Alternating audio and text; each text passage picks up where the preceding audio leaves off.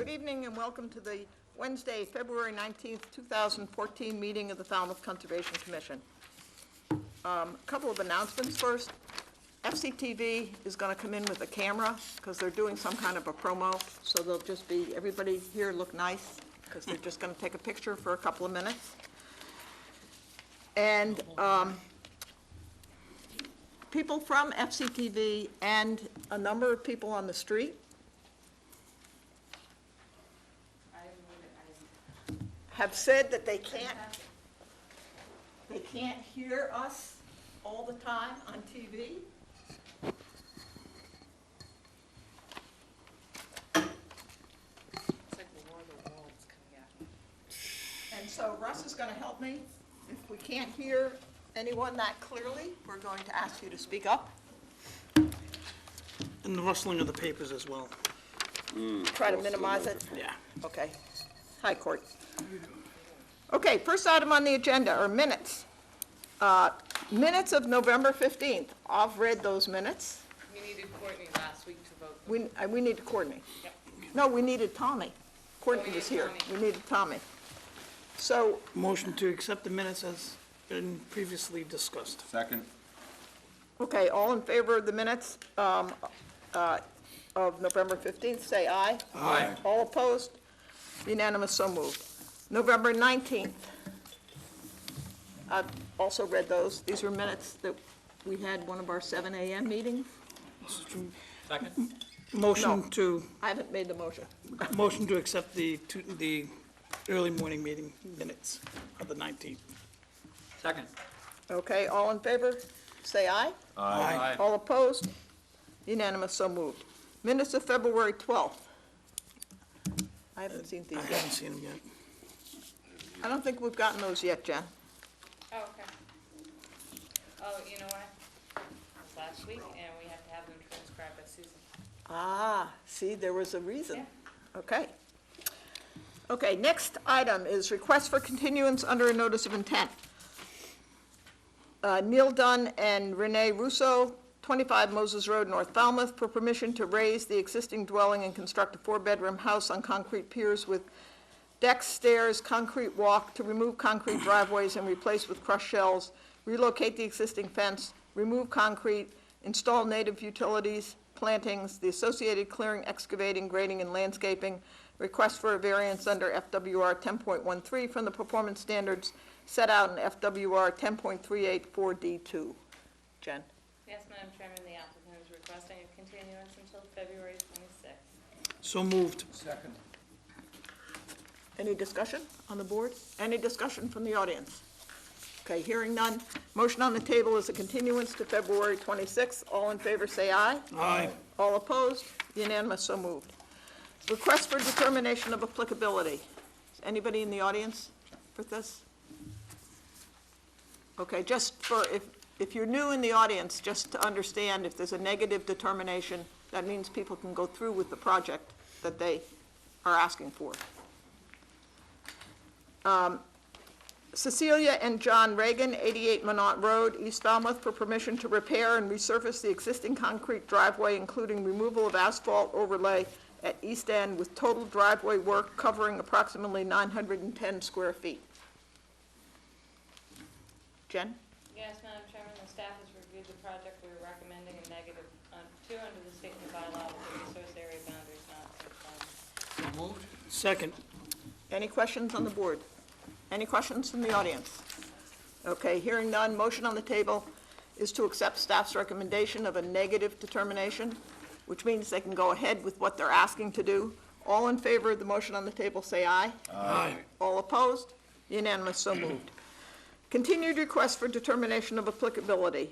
David and Karen Howe, 55 Vineyard Street, East Falmouth, for permission to replace the existing paved driveway with shells, remove 2 decks and an outside brick oven, construct a 2nd-story deck, reconfigure the existing patio, and to remove trees. And I believe this was continued so Jen could investigate that section. The trees are requesting to be removed. The justification is response to the Commission's request for more information. The trees are being removed because the root systems are interfering with the existing septic system. The trees were originally planted by the previous homeowner and are located over over the septic system and more than 150 feet away from the coastal dune.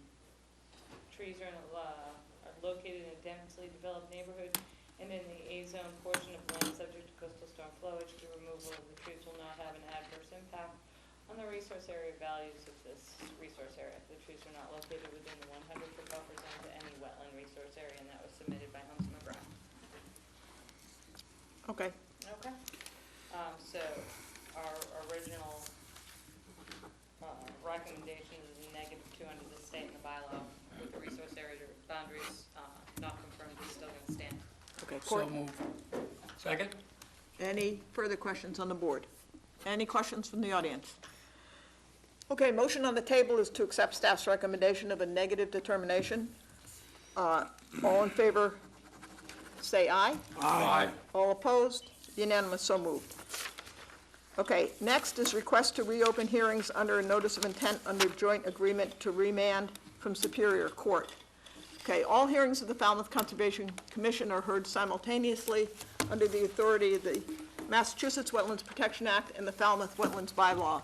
Although a single decision is issued, it represents a separate decision under each authority. Now that's,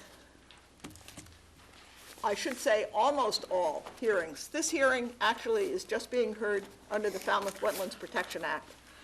And I just want to give a little bit of a background for this hearing. This is a remand. Some of you, well, at least two of you probably haven't heard of remands. This is in litigation in Superior Court. It's come back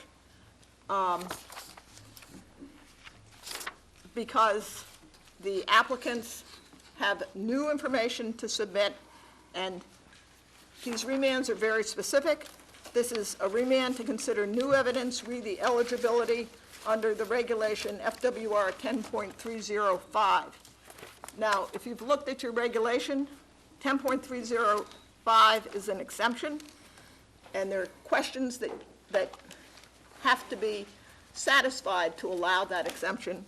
And two of the things are, is there a grandfathered structure? And according to our regulations, the Falmouth Wetlands regulations, a grandfathered structure is built prior to a certain date in 1989. And is it at risk of storm damage? And can only a hard revetment prevent that damage due to storms? A little bit more background. This is, since Courtney and I have been on this board, this is the third time we've heard this project. It's been denied 3 times. That denial has been affirmed, which means it's been upheld by DEP 3 times. So the board decided, since for some of you it's new, we have a provision in our regulations to hire an expert and to get expert testimony. And so the first presentation we're going to have tonight is from our expert testimony, Jim O'Connell. Welcome, Jim. Yep. You have to stand up there, you have to tell us who you are, and you have to present your report, and then some of the people on the board might have questions on that. And I certainly will have a question at the end. Okay. My name is Jim O'Connell. I'm a coastal geologist and coastal land use specialist with Coastal Erosion Advisory Services, a small consulting firm on the South Shore. I was retained by the Conservation Commission to review this project. I reviewed the entire file that was available to me in the commission office, and it was quite lengthy, but I read just about everything in the file. And I also conducted a site visit on March 1st with the conservation administrator and with the applicant's representatives, their attorney and their engineer. My report was based on principally three principal issues. One, the first one was looking at the coastal resources on site and doing an evaluation of their function and their significance. The second part of my report was reviewing all the coastal erosion control alternatives that had taken place on this site that was available to me through the commission office. And the third one was, as Courtney had just mentioned, compliance with the regulations, but specifically not necessarily looking at compliance, but just answering the question, is a coastal engineering structure, such as a revetment, necessary to prevent storm damage to the particular building on this site? So my first part of the evaluation was looking at the coastal resources, the coastal landforms on the site, and I would start with the coastal bank on this site is part of the Wareham pitted outwash plain, and the reason that I bring that up is because outwash plains provide some of the most compatible sediment for beaches, dunes, and barrier beaches. They generally consist of cobble on the south side of the Cape, primarily pebble and sand. So they generally have a large volume of compatible beach, dune, and barrier beach sands. I bring that up because the coastal bank on this site is part of an outwash plain. In terms of the resources, I focused primarily on the coastal bank because that was the resource that would be affected mostly by the coastal erosion construction, particularly in engineered structures such as a revetment and so forth. So I looked at the coastal bank. Now, in terms of the erosion of the coastal bank itself has been relatively stable. And this is documented in the commission's file. It was documented in writing by the DEP, and then an evaluation of a series of aerial photographs that I look at. The toe of this coastal bank does erode. It erodes due to infrequent episodic storms. If you go down there, you'll see there is a scarp in the toe of the coastal bank here, but from the midsection, a little bit lower than the midsection, to the top of the coastal bank, it's still densely vegetated. And through an analysis of aerial photographs, the top of the coastal bank has not moved landward any significant distance, pretty much since the house was built in 1980. So the issue here really is the toe of the coastal bank eroding about 3 to 4 feet up from the surface of the intersection with the beach. So looking at considering that sediment from this outwash plain is eroding from this toe about 3 to 4 feet up considerably episodically due to storms, but it's providing sediment. Because it's eroding, it's very visually obvious that it's providing sediment to beaches, dunes, and barrier beaches. And as a result of that physical criteria, it is significant to storm damage prevention and flood control because it's supplying sediment, eroding and providing sediment to beaches, dunes, and barrier beaches. Now, it's important to understand the word significant, and that's both in your bylaw and in the state regulations. The regulation says that a coastal bank is significant because it supplies sediment to beaches, dunes, and barrier beaches. It does not say that it has to have a significant volume, and that's a misinterpretation that I run across a lot. So it's not the volume of material, compatible material that's coming out of a bank and feeding beaches, dunes, and barrier beaches. It's just the fact that it is eroding and providing this sediment, which makes it significant to, in this case, storm damage prevention and flood control, and that's an important consideration. So it's documented that this is significant because it's providing sediment, significant storm damage prevention, and flood control.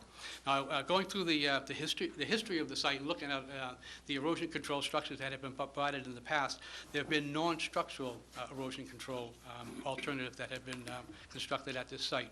The first was a bank nourishment project with compatible beach and dune sands, and it was vegetated with American beach grass. Following that, there was a fiber roll array placed seaward of the coastal bank on the coastal beach to attempt to slow erosion of the coastal bank. And following the fiber roll array was a coir envelope, basically a biodegradable coconut husk matting that was wrapped and filled with sand. So there were 3 principal prior coastal erosion control alternatives provided at this site. You'll find in the submittals that they were claimed to have failed. Now, this is another thing that I've run into a lot. The word failure is akin to the word significant. So when you're looking at a failure of a structure, the failure is really, the word failure, in my opinion, my professional opinion, can only apply when the structure does not meet its design objective. Okay? So, for example, if you look at the fiber roll array, the fiber roll array, if you talk to the manufacturers, they will tell you that the life expectancy of a biodegradable fiber roll array, a coconut, basically a coconut husk a structure, if you talk to the manufacturer, they'll say that their life expectancy is somewhere between 1 and 3 years under average conditions. It's the same thing with the core envelope. It's the same material, only it's larger and it's filled with sand rather than all coconut husk. The same thing with that. You'll find the manufacturers will tell you on a typical average site, these may last 1 to 3 years. In my experience, I've seen the average of them last between 3 and 5 years. So I think the manufacturers are just trying to ensure that you don't have the wrong expectation. So if you put one of these non-structural, biodegradable, non-structural coastal erosion control projects on a site that's subject to periodic tidal and storm wave energies, the life expectancy you expect to be somewhere between 1 and, in my experience, 5 years. So if these structures make it to 5 years, it's met its design objective. If your consultant tells you it's going to last 10 years and it only lasts 2 years, it didn't meet its design objective, but you need to know whether or not that was a realistic expectation. So to me, the core envelope lasted, I believe, about 4 years. The fiber roll arrays lasted about 5 years. And the beach nourishment project, I don't know, but I believe that was eroded relatively quickly. But so looking at them totally, I think, in my opinion, they didn't fail. They met their design objective. They lasted as long as the manufacturer, a little longer than the manufacturer would have told you that, would have told you. So, here we are now. The last one, the core envelope, lasted, I think, almost 5 years. But the report from the consultants will tell you that it failed. But it failed as a result. They said it failed as a result of Hurricane Irene in August of what was that? 2012. 2011. I believe it was 2011. But you have photographs in your file that show that it was already in the process of collapsing, not failing, collapsing. It's filled with sand. It's expected to leach that sand out slowly and periodically and then biodegrade. So if you look at a photograph in your file in 2010, you will already see the central portion had already begun to collapse, not fail, but collapse. That should have been expected if you have experience in these non-structural biodegradable alternatives. So it didn't fail as a result of Hurricane Irene. It completely deflated, but it was already in that process, and that's in my report, and there's also a photograph accompanying my report that shows that 2010 photograph as well. So, in terms of is the structure in jeopardy of storm damage?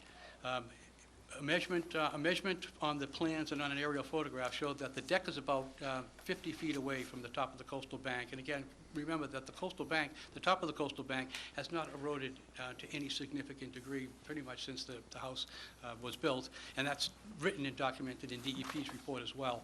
And I looked at a series of aerial photographs. But the regulations require that you look at a building. So if you look at the building itself, the superstructure, it's about 60 feet away from the top of the coastal bank. So given that distance, and given that the coastal bank has a very, very low erosion rate, it's obvious and reasonable to suggest that, in my opinion, that the structure is not in jeopardy of loss due to coastal erosion or in jeopardy of storm damage because of its distance and the low erosion rate of the coastal bank itself. The scarp in the coastal bank, these non-structural erosion control projects, if they continue to construct those, but more importantly, maintain them. When I do lectures on non-structural biodegradable erosion control structures, it's important to maintain them. And I believe in your record, I believe the applicants stated that there was no maintenance done on these projects at all. They will not last if you don't maintain them. In other words, if you build a core envelope, they're filled with sand, but they're generally covered with sand as well. That gives them more longevity than the manufacturer would suggest. So if you keep them covered with sand, if a storm comes along, removes the sand, if you immediately cover with sand, you'll get much more longevity out of these and continue to slow the erosion of the coastal bank. And then that sand is mitigation that will, in compensation for the loss of the material that otherwise would be coming out of the bank. They're designed, they will fail in a short period of time. When they fail, that's when you're going to get that natural coastal bank sediment feeding beaches, dunes and barrier beaches, which is the purpose of the regulations. That's their primary function that's protected in the regulations, to allow that sediment to erode. So in terms of the adjacent properties, there's revetments flanking this particular piece of property, and the boulders that are on the edges of these revetments are beginning to collapse a little bit. There were no returns put on the revetment. If you talk to an engineer who's going to build a revetment next to a coastal bank, that's particularly an outwash plain with just unconsolidated sands, they would generally put some type of structure to try to minimize the end scour. There's no structure on the end of these to minimize the end scour. So they are collapsing. They're beginning to collapse. They're still in pretty decent shape if you get out and look at it. But again, the houses behind there, in my professional opinion, are not near being in jeopardy of loss due to erosion or to storm damage itself. When the fiber rolls and the core envelopes were constructed, and this is a pretty standard engineering practice, with two revetments on either side, they generally try to create a straight line rather than putting a perturbation into it. So the fiber rolls and the core envelopes were actually built on the coastal beach. They were not built against the coastal bank because they wanted to keep that straight line.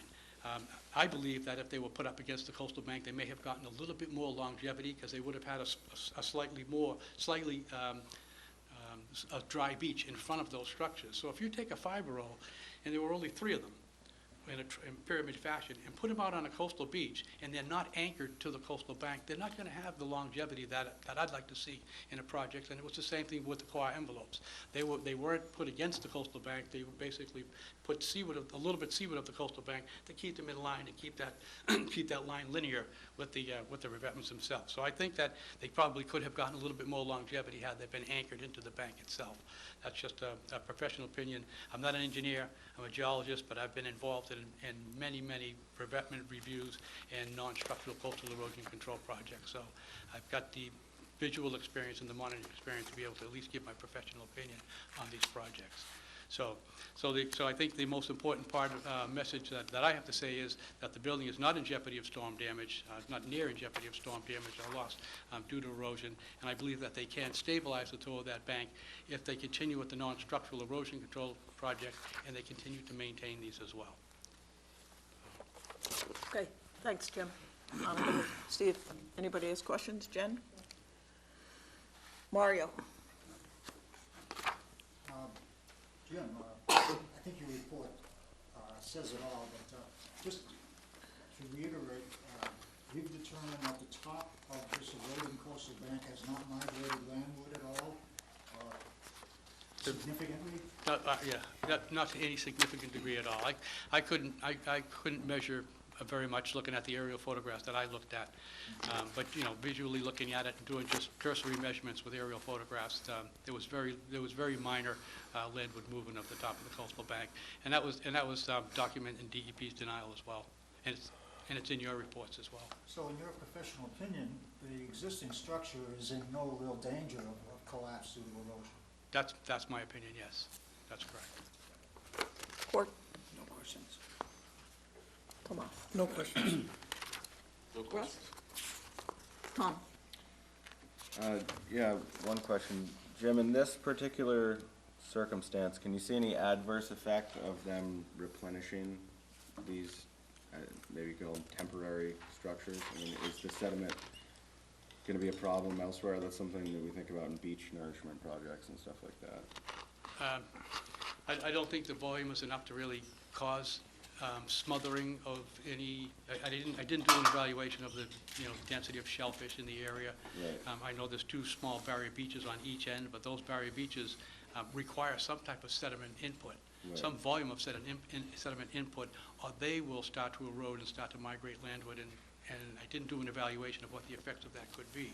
But I think the volume of sediment that's coming out of this bank, or the volume of sediment that they've put in there to cover these non-structural erosion control projects is, I don't think that volume is sufficient enough to cause adverse impacts. But if I wanted to conclusively answer that question, I'd need to look at, the shellfish and look at what the just look at that whole littoral cell, basically, look at the buried beaches in more detail, which I really didn't do. But I didn't do it because I don't think the volume of sediment, in my experience, is significant enough to cause adverse impacts. So, in your professional opinion, you think the best approach is to kind of stay the course and keep replenishing these, the temporary biodegradable masses as opposed to a revetment, or? I believe that they will continue to hold the coastal bank in place and protect, and help protect the dwelling. Okay. Because it's basically only that scarp at the bottom of the coastal bank that I've noticed through aerial photographs and looking at your files and prior ground photographs. It's really only that bottom scarp. In fact, the bottom, that scarp, when I looked at the 2010 aerial photograph, we did our site visit in March of 2013, so 3 years had passed.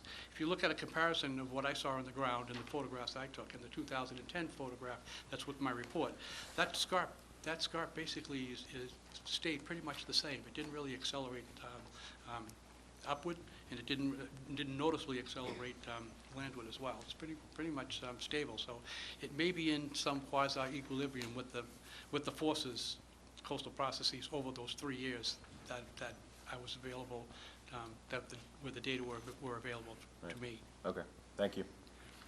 Mike? When were the revetments on east and west constructed? 89, I think, it's in your file. 90, I'm not positive, maybe 93, I think. I'm jogging my memory. I think it was 1993. I'm not positive. I'd have to go back to the file and look at that. And But those are post 78 houses. Excuse me, I'm sorry. Those are pre-78 houses. I'm sorry, pre-1978 houses, which meant they, under the state regulations, they could be considered for a revetment, and they could be considered under your regulations. That was not part of the review of those projects. Excuse me, Mike, it was 93 and 94. But do you understand the difference? I do. All right. I do. I understand the terms of the regulations. Yeah. What's the height of the bank? I should know this, but I'm going to estimate probably 20 to 25 feet. Yeah, that's about I'm what I'm my estimating, guess I looking at. need to go back and look at the plan. And what's your estimate of the angle of repose of the soil, of that sand? The angle of repose of medium grained sand is generally between 32 to 38 degrees. And but it can hold a steeper angle if it has coarser material or if it has a good vegetative root system. Yeah, sure.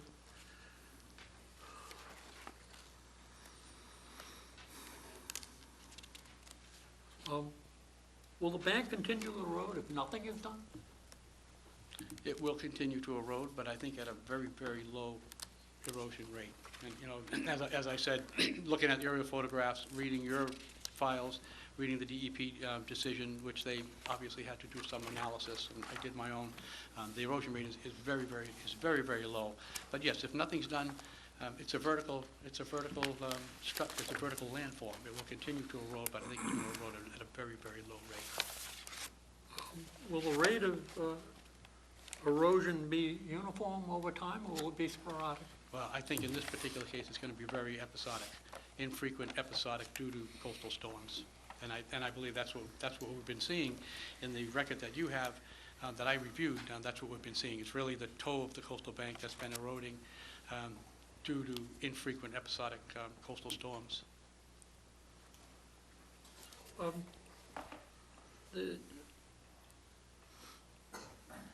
Can returns on the of the existing revetments on either side be constructed on the subject property with permission of the owner?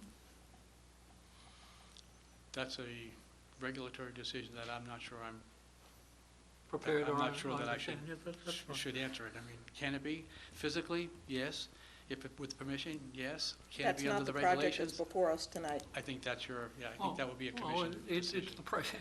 it's the property we're talking about has the opportunity to put those revetments in. It's applicable to our site tonight. I can tell you what the... We would gen- have to see that as a, something before us. Okay. I can tell you what the general practice is nowadays, is Sure. when somebody's building something new, a coastal engineering structure, be it a bulkhead, revetment, whatever it may be, oftentimes, not every community, but I see it a lot on a number of communities on the Cape, is when they're building these structures, they'll build them anywhere from 10 to 25 feet away from the property boundary, because there can be end scour due to Sure. storm waves. So to keep the end scour on the applicant's property rather than having it going onto an adjacent property, what they're doing, what several commissions are doing now is requiring that they be set back. That's just, it's a general practice that I thought I should at least let you know about. We actually had that on a project, Jen, about a year ago. Yeah, it's a good practice. If there are impacts, it will stay on the applicant's property. And a clarification, there's an oddity in my mind that you say that in terms of significance of deposition from the bank, volume isn't important. This is, he said, for the regulation. Yeah. It's a per se Correct. That's what I'm just... requirement of our regulation. But on the other hand, you say if we put sand on, the volume of sand that would be removed, if part of that structure that isn't From a coastal... significant to the estuary. From a... And I don't quite grab the two. Rephrase that? The question was brought up if we put in rolls or sand as nourishment to keep that bank from eroding. That volume of sand, because the erosion is so slow, is not significant to the estuary's habitat. I disagree. I think it is. I think it's significant because it's providing sediment. In other words, if you were to armor a complete littoral cell, you know, I'm not going to talk about this one. I'm going back to the question that my fellow commissioner here asked, and the question he asked is if we allow sand to be put on at the toe of the slope as a nourishment process, is that erosion of sand going to have a detrimental impact? The shellfish will be... I would have to do a further analysis. I was not asked to do that analysis. I'd have to look to see whether there are shellfish beds, You see where my plants. quandary here is the amount of sand isn't important in one hand, but it is important on the second. Oh, all sand eroding into a littoral system is important. Important. I'm not going to use the word significant. I'm going to use important, because the only reason we have beaches, dunes, and barrier beaches, and all the bays and estuaries that are behind these barrier beaches, the only reason they exist is because of the sediment coming out of the roads. The primary reason is the sediment coming out of the erosion of coastal banks in the New England area. If you stopped all sediment coming out of coastal banks, there would be in a short period of time, there'd be no beaches, barrier beaches, and all the salt marshes that land would have, and other marine habitat would not exist, would completely reverse around. So any volume of sand, to me, is important to a littoral system. Once you remove that sand and you diminish its volume, you are going to cause an impact somewhere else in that system. Maybe the answer comes in adding some volume of sand is okay. Well, that's the Yes. argument is, Yeah. instead of natural erosion of the bank to get it to its angle of repose, you put sand there that, if there's a storm, will release some of that sand into the system. Right. And then when a non-structural erosion control structure collapses, not fails, then natural sediment will start to come out of the bank itself. So there's a combination of what you're trying to do is trying to balance between the natural material coming out of the bank as well as providing compatible material. But it's important of the sediment coming out of the bank itself. If I'm, Okay. No more questions from me. You have a question? yeah, earlier, at the beginning of your presentation, you made mention about maintenance not being done on one set, whether it was the core rolls or it was the last one. My recollection of this property is that if maintenance was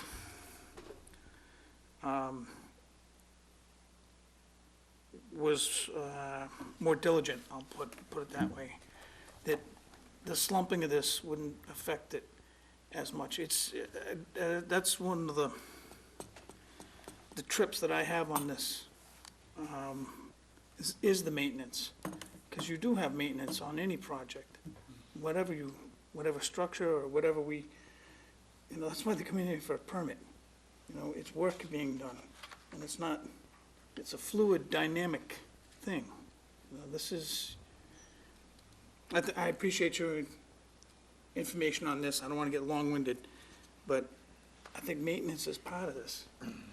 So, If you want to get more longevity out of it and continue to the mitigation that you're using, even after a major storm, if a revetment just shovels, and you don't go out there and reset it, there's ramifications. A Yes. non-structural erosion control project, I think, is even more critical that you do maintain it.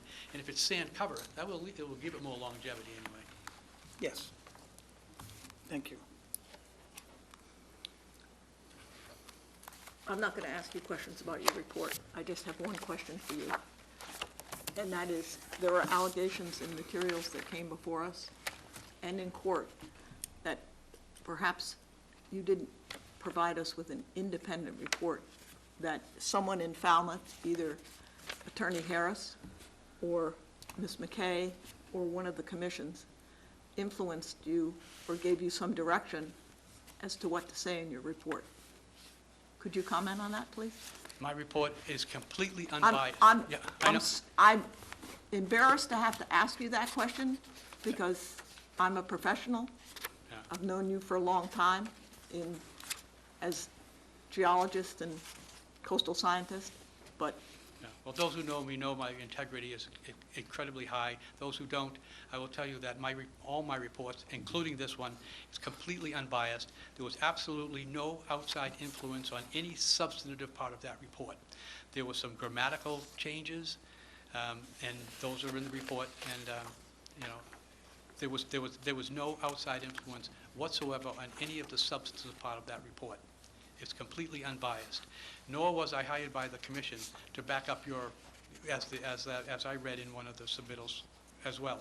I wasn't hired by the commission to support your decision. I was hired to come in and give you a completely technical, unbiased report to help you make an informed decision, period. There was absolutely no outside influence, and I take issue with that.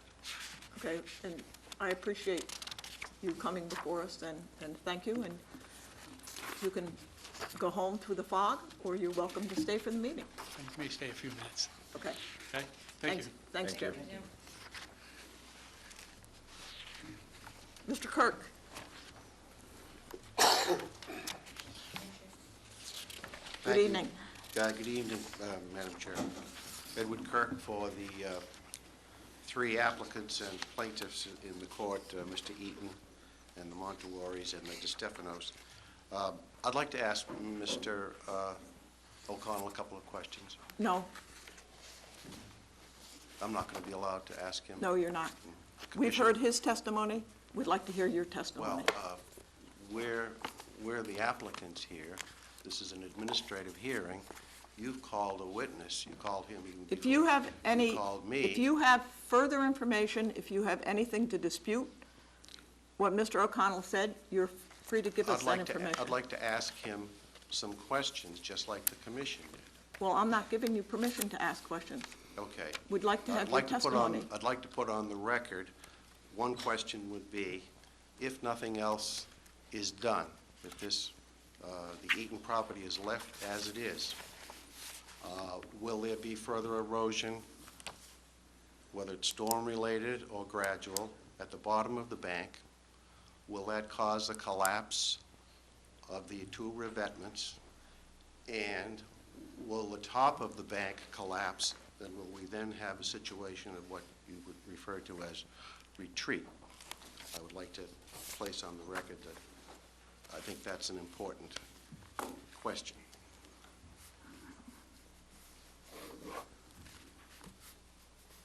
I would also like to ask Mr. O'Connell what barrier beaches and dunes are being assisted. I can answer the question. I also am a coastal scientist. Well, I'd like Mr. O'Connell, as When your sand gets expert, into the system, I'd when like to sand ask, gets into the, I'd like to I'm not ask- allowing you to ask that. You is can- this you going to can be a fair hearing, Madam I would Chairman. like to hear your testimony. You You put a asked for witness a on, remand, and Mr. you're Kirk. not letting me. Mr. Kirk, elicit you asked inf- for a remand because Yes. you had new information to present. We would like to hear your new information. Yes, we presented our information, and the commission went out and then hired a consultant, apparently, to rebut that information. That's And not correct. We Well, already discussed that. Mr. O'Connell's report specifically states that he was supposed to comment on whether or not Tropical Storm Irene was the cause of the failure. Tropical Storm Irene was the event that precipitated our request to the court to be allowed to present that information. And you're certainly welcome to present information.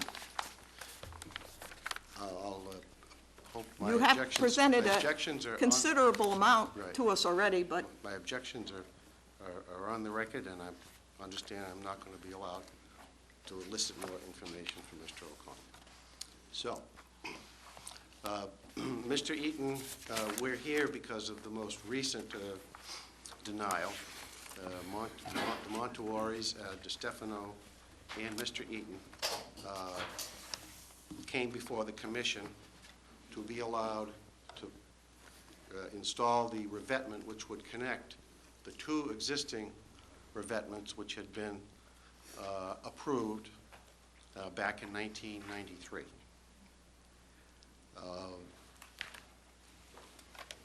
The commission denied that application, and we took our appeal to the court. Between the time we took our appeal, before the appeal was heard, Tropical Storm Irene occurred, and we submitted photographs that shows the kind of damage that was done basically in a 24-hour period to the structure that was between the two revetments, and which Mr. O'Connell has testified was already in the process of failing. But we wanted to come back before the commission because we thought it was important to demonstrate that no amount of maintenance is going to prevent the kind of damage that a storm like that will bring to a structure which we know is designed to fail. The court said, yes, you can present that information to the commission. We think it's important. And so the matter was remanded. That's when the commission required my client to pay a fee to the commission so that the commission could hire Mr. O'Connell to review our material and the file. Under protests, we paid that fee because otherwise we were not going to get a hearing. We objected in particular because we thought the scope of his commission from you was outside the scope of the regulations. As I view the regulation, it would allow, in a complex situation, the commission to compel an applicant to pay for a consultant to give advice in terms of adverse impact, what adverse impact a project might have on a resource area. And we felt that the directive to Mr. O'Connell and what he agreed to do was beyond that.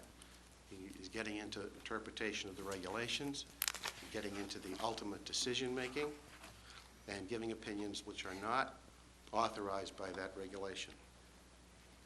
So Mr. when we received his report, Sir, I know that you made those allegations also in court, and I know that Judge Muse said that if you wanted to hire an expert, you were yes, also he also said we encouraged could to. place, he also said we could place our objections on the record to the commission, which is what I'd like to be able to do. So we have submitted to the commission the reasons why, the areas where we think it was improper to hire Mr. O'Connell, and where we think his opinions are sort of beyond the scope of what is allowed in terms of making my client pay to hire a consultant to assist the commission. So since the remand order, you now have, in addition to the rest of the record, we have an earlier affidavit from Mr. McGrath, civil engineer, land surveyor, a plan, photographs of the site. You have Mr. O'Connell's report, and a second letter from Holmes and McGrath with photographs. The regulation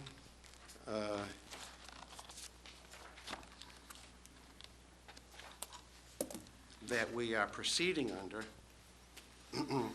states, no new bulkhead, revetment, seawall, groin, or other coastal engineering structure shall be permitted on a coastal bank, except such a coastal engineering structure shall be permitted when required to prevent storm damage to buildings constructed prior to March 22nd, 1989, provided the following requirements are met.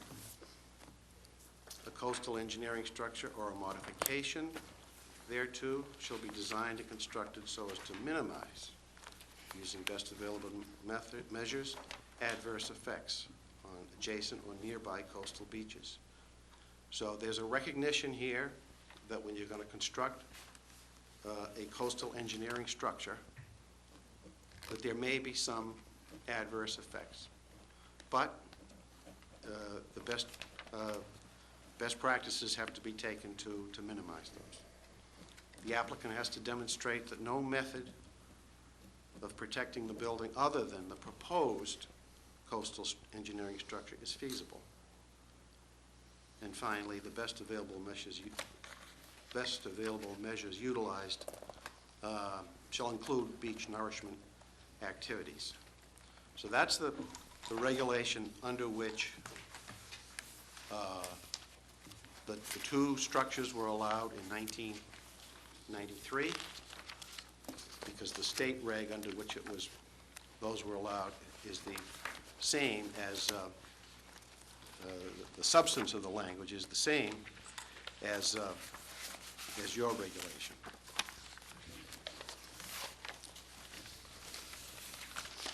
Now, let's see.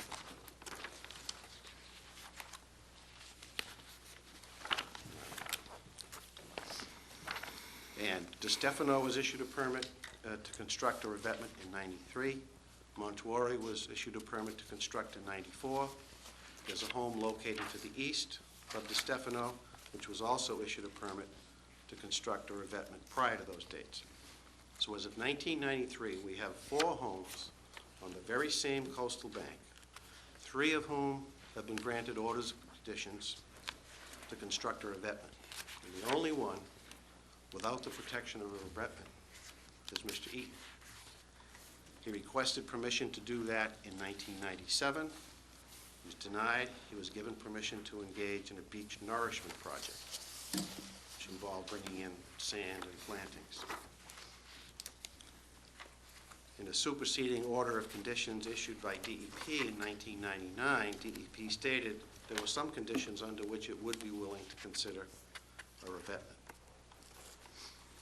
In 2000, that superseding order of conditions was further appealed, and DEP and the Falmouth Conservation Commission issued amended permits in which they said that they relieved Eaton of the burden of establishing anything other than the fact that the structure, which had then been approved, had failed. And when he did,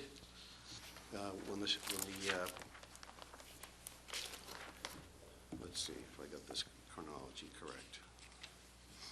The amended permits that were issued by DEP and Falmouth stated that he only had to show that the permit had not expired and that the fiber logs, which had been installed, had failed. That would have allowed Mr. Eaton to come in under the notice of intent under which he was authorized to put in the fiber logs, without having to come back before the commission. Just show that the fiber logs have failed, and you can go ahead and construct the revetment. So both regulatory bodies, this body and DEP, both had said, if that solution fails, you can put in your revetment. And the only other condition was if the permit hadn't expired. It's our contention that the fiber logs and the Quar envelopes, which are the most recent failure, are indeed coastal engineering structures. They are not the same as just beach, grass and plantings and sand. They are a structure. And they have to be engineered, and they had to be permitted under this very section. So this commission has already determined, it's implicit in that approval for those other coastal engineering structures, that this remedy was necessary in order to prevent storm damage to the building that sits atop the bank, just as the prior permits, implicitly in the granting of those permits, is a finding that the coastal engineering structure of a revetment was necessary to protect those buildings when they were issued in 1993. When he came in 2007, and you'll see the photographs of the damage that had been done to the fiber logs, they were completely obliterated. The commission more or less changed the terms of the deal. They said, oh no, by going out and getting your certificate of compliance showing that you did the work properly, you closed out that permit, and we don't have to abide by the commitment we made to authorize the revetment. So, as a result, once again, Mr. Eaton was faced with a choice. Do nothing or put something in that was acceptable to the commission, and that was these Quar envelopes. So he went out and he installed those again. Now, in 2010, they were starting to collapse, as Mr. O'Connell's report tells us. Mr. O'Connell's report also tells us none of these remedies are feasible. They're designed to fail. They're not designed to provide permanent protection. And the second part of the test under the regulation is satisfied by your own witness. No other remedy is feasible. We know that the revetments are feasible because they're working. They work for DeStefano, they work for Montuori, but now, because of our inability to get proper structure built in the middle, their revetments are at risk, and eventually their property is going to be at risk.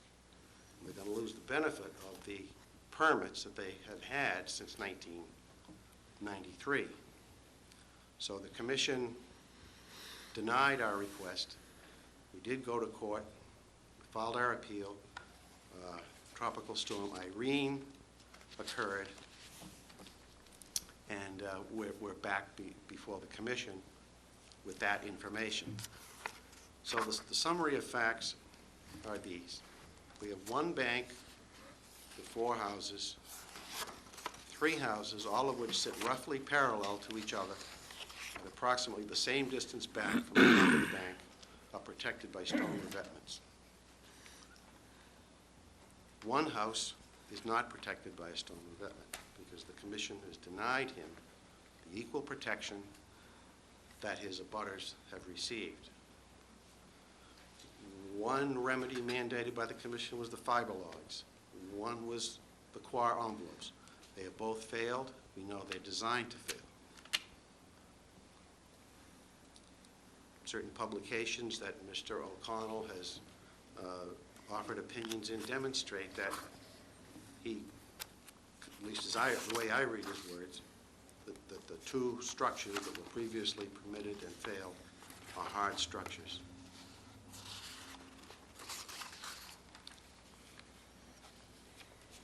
We have Mr. McGrath's testimony that the revetments on the Montuori and DeStefano properties are near collapse, and they will collapse in the absence of a connecting revetment. We also, I believe, have Mr. McGrath's testimony in the absence of that revetment. It's inevitable that the bank in front of all the properties will continue to retreat and collapse. We have no evidence that this coastal bank constitutes a significant source of sediment to a beach. I know what the regulation says. I know what coastal banks are supposed to do. In general, presumed to be significant. There's no evidence that there's a significant source of sediment from this portion of this coastal bank. And there's no evidence that either the revetments that exist now or the proposed revetment will have an adverse impact on any resource area. The so-called the coir logs and the fiber logs hold the bank back when they're working, just the same as a revetment. No sand gets through. The only time sand gets through is when they get obliterated by a storm, and then the erosion process starts, and then the properties are jeopardized. What we do have for these three homeowners is a disaster waiting to occur. Maybe not today or tomorrow, but it will occur if nothing is done. And it's grossly unfair to make Mr. Eaton the only one, time and time again, to have to go in and spend money to bring about an activity and install a coastal engineering structure which is not going to work.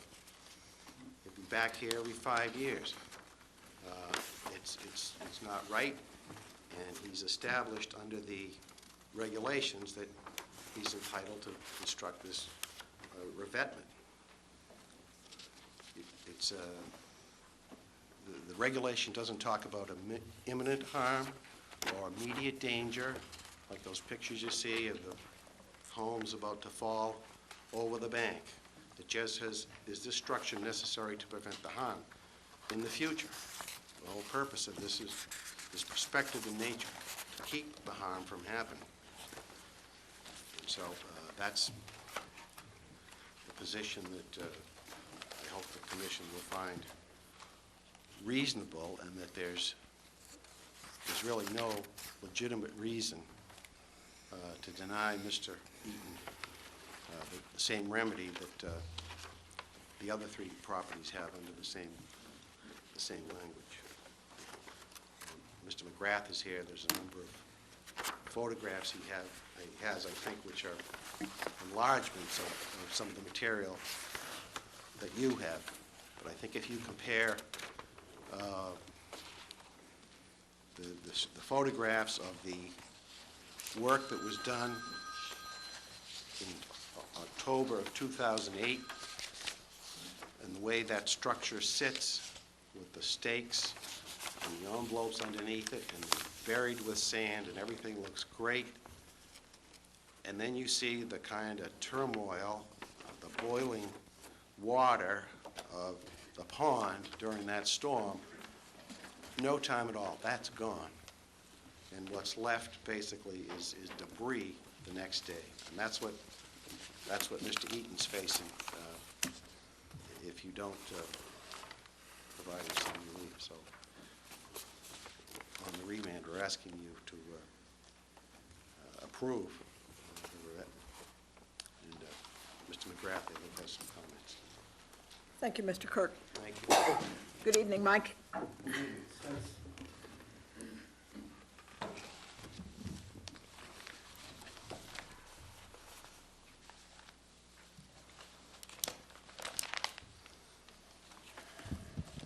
Since many of the commissioners weren't here before, I thought it appropriate to at least go over quickly what the situation is. This is Frank Mike, Eaton's house. just before you do that, could you identify for the record, keep it clear? Could you say who he was? Yeah. My name is Michael McGrath. I'm a Thank you. registered engineer and Sorry. professional land surveyor. I work for Holmes and McGrath. My firm's done the work Thank you, on Mike. this project. That's Frank Eaton's land This is a map taken from the Falmouth GIS. I scale that's 9,400 feet from the Barry Beach at Minot Road and Vineyard Sound. And I have copies of that for Jennifer and the commissioners if they want. Thank you. Thanks, Mike. Since the notice of intent was to basically build the riprap here, the notice was filed with Frank Eaton, but these two owners did sign. The proposal was to construct a temporary ramp here and do the work all from the water side. In 2011, there was a tropical storm.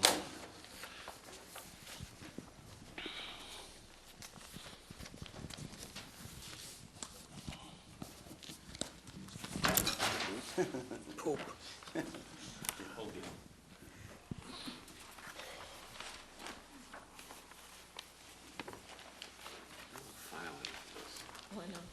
I believe most of these are attached to my letter, but I brought copies anyways.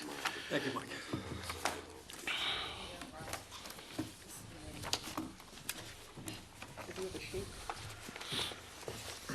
Thank you, Mike. Here's a series of photographs. They're dated, they have different dates on them because they're listed in my computer all as one date, but then when I opened up the files, they had a different date on the camera. And the front shows the date August 28th, and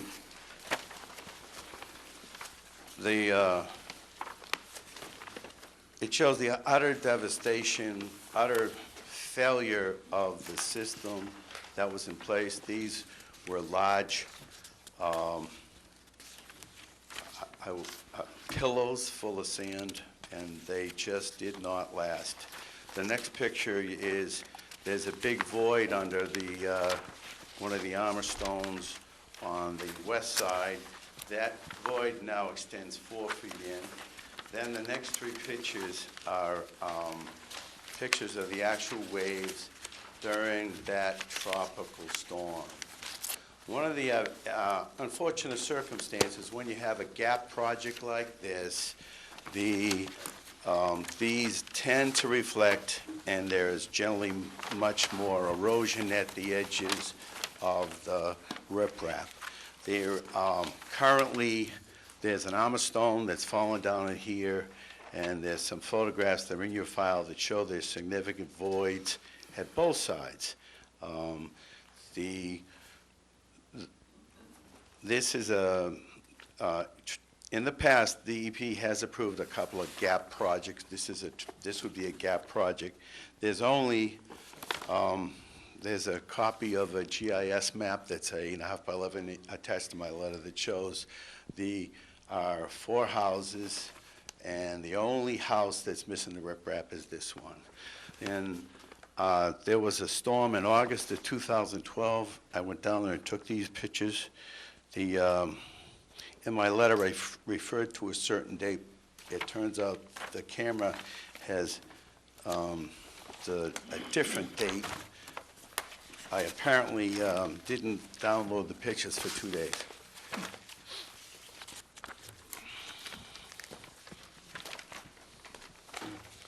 Thank you.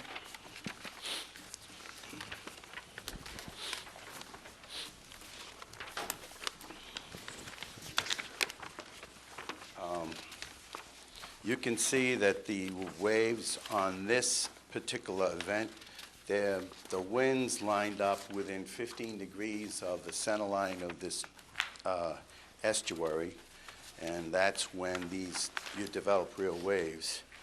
And you can see that these waves would go beyond the line of the post significantly. So my opinion is that there would be episodic erosion during storm events.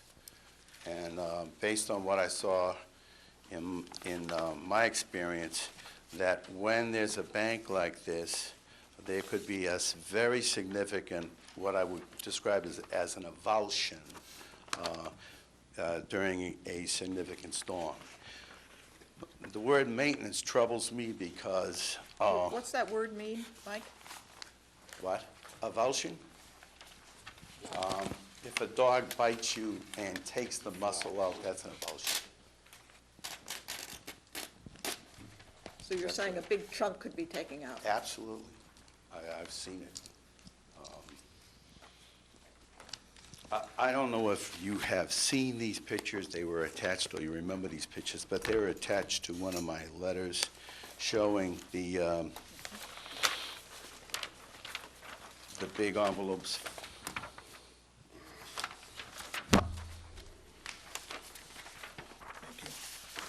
My own opinion is,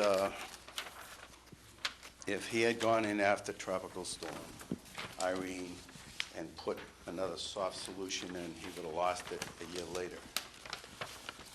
Which gets to my point.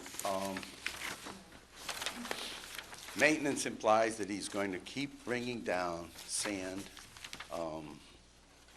here. Right now, he has permission from the abutters to come down here, but he's not guaranteed that permission.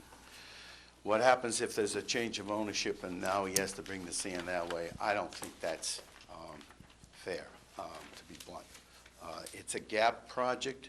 It's a unique project in that I wrote that I don't know of any significant dunes nearby, and I don't think of any significant berry beaches like the berry beaches out that we are very much aware of. If you call that little landform over there a berry beach, I don't agree whatsoever. There's a little tiny berry beach over there, but I do not think that that it's appropriate to keep telling this owner time and time again that no matter what he does, he has to put a soft solution in. You found once he could put a hard solution in, and I believe he should be allowed to put a hard solution. I think it's the only fair thing to do. 3 times he spent very significant times and money. If you're not familiar with the file, I actually estimated how much material he's put in, and it's hundreds of yards of sand that is gone. Are there any specific questions I can answer? Jen? Mario, I'll start with you again. Any questions? Mike, why would the quarried fiber rolls installed on the coastal beach and not into the toe of the eroded bank? Seems to me they'd be subject to even more wave energy on the beach than at the toe of the bank. I didn't design them. It was not my design. It was, You didn't design this? no, it was Okay. another firm. If you had designed it, where would you have put these rolls? You're asking me what I would have done. Hold on. What would you have done? Right?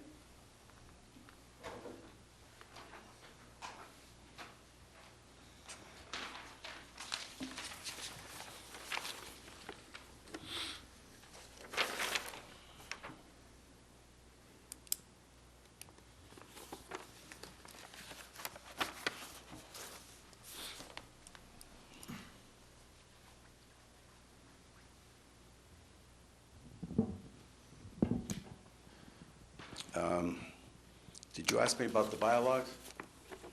Which, Just from an engineering standpoint. His question has to do with what Jim said.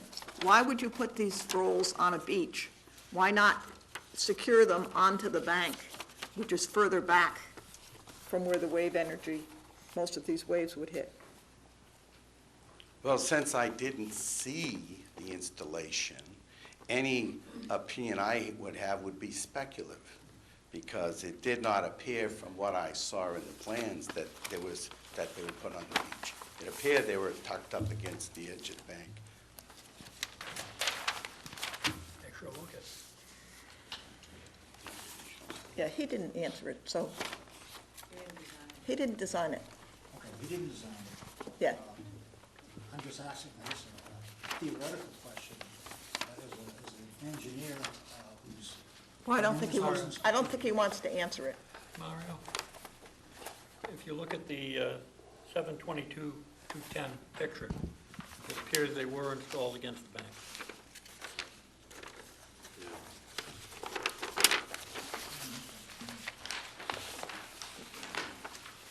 Any other questions?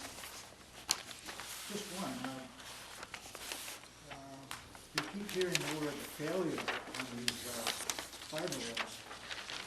It seems to me, Mr. O'Connell's report saying they actually performed and functioned exactly as they were designed. As a kind of, almost a stopgap measure, certainly not a permanent solution. It seems to me that if they had been maintained, we wouldn't be here tonight. You have to stay on top of these. These are actually designed to collapse and be a sand source onto the coastal beach.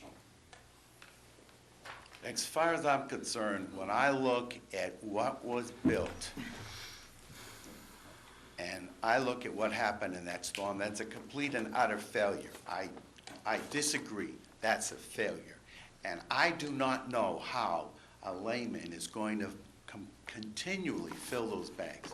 That's going to be heavy equipment over and over and over again, traveling back and forth across your beach.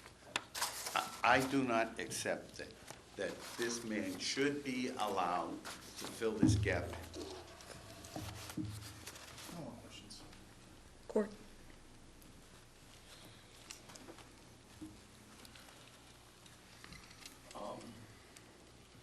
Am I correct, and I'll ask you or you, Jen, am I correct that one of the orders of conditions that was issued for this property will improve the fiber walls provided for maintenance? Correct. Yes. And do we have evidence that this maintenance was performed? No, we were specifically told in the hearing that it was not performed. Okay, that's all the main question I have. I just thought I'd point that out for the record. Okay. Tom? Thank you for the photos, Mike. I know that there's been a lot of history with Mr. Eaton in trying to, I think he's presenting his side of this as best he can. He is definitely putting his best foot forward with this. One of the things I can't help but notice, and I gotta make a comment about it, from 1960 to 1986, there's over 360 homes that went in, just in this Wow. area. Just a rough, there is a cumulative effect on everything. And we wonder why these bays are eutrophied? Just a quick, and I'm sure if I got detailed, it'll be even more. But I do find some of this compelling, and I did in the prior hearings. This is a unique situation. I am grateful for all the information that's been given. Thank you. Russ? Like the stairs, I noticed they're kicked up at the bottom. Is that from settling, is that the post settling down, or is that, Yes. or is that the sand coming up from the, No, the center two posts are in the air. Yeah, I put my hand under the, he needs to rebuild the stairs because the base of the middle posts are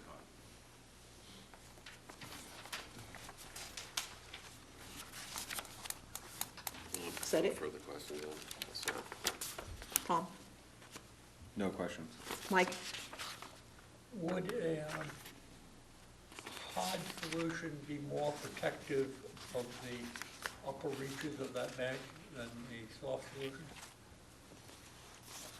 Yes. Thank you. Any other questions?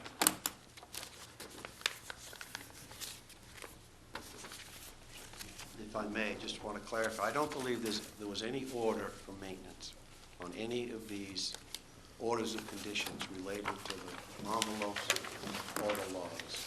There was no maintenance plan, there was no directive, there was no condition. I think there was a statement that said that he may perform maintenance. There was no discussion about what had to be done, what it consisted of, or when. One of the points of the remand was to demonstrate that, you know, when you talk about shoveling sand against the tide, this is it.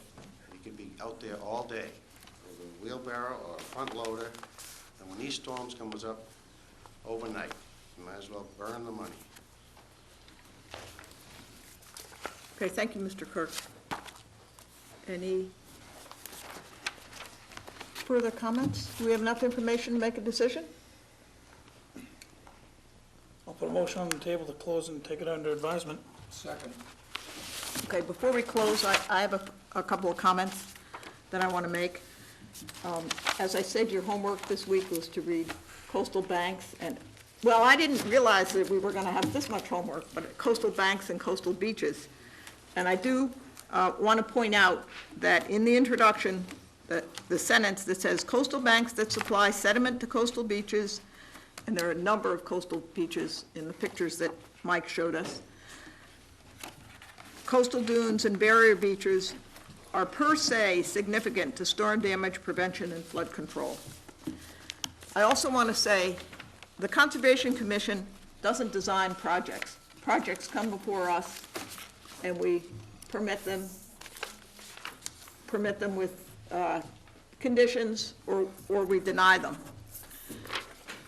This applicant has come before us, according to our regulations, because he doesn't meet this exception, he has two options.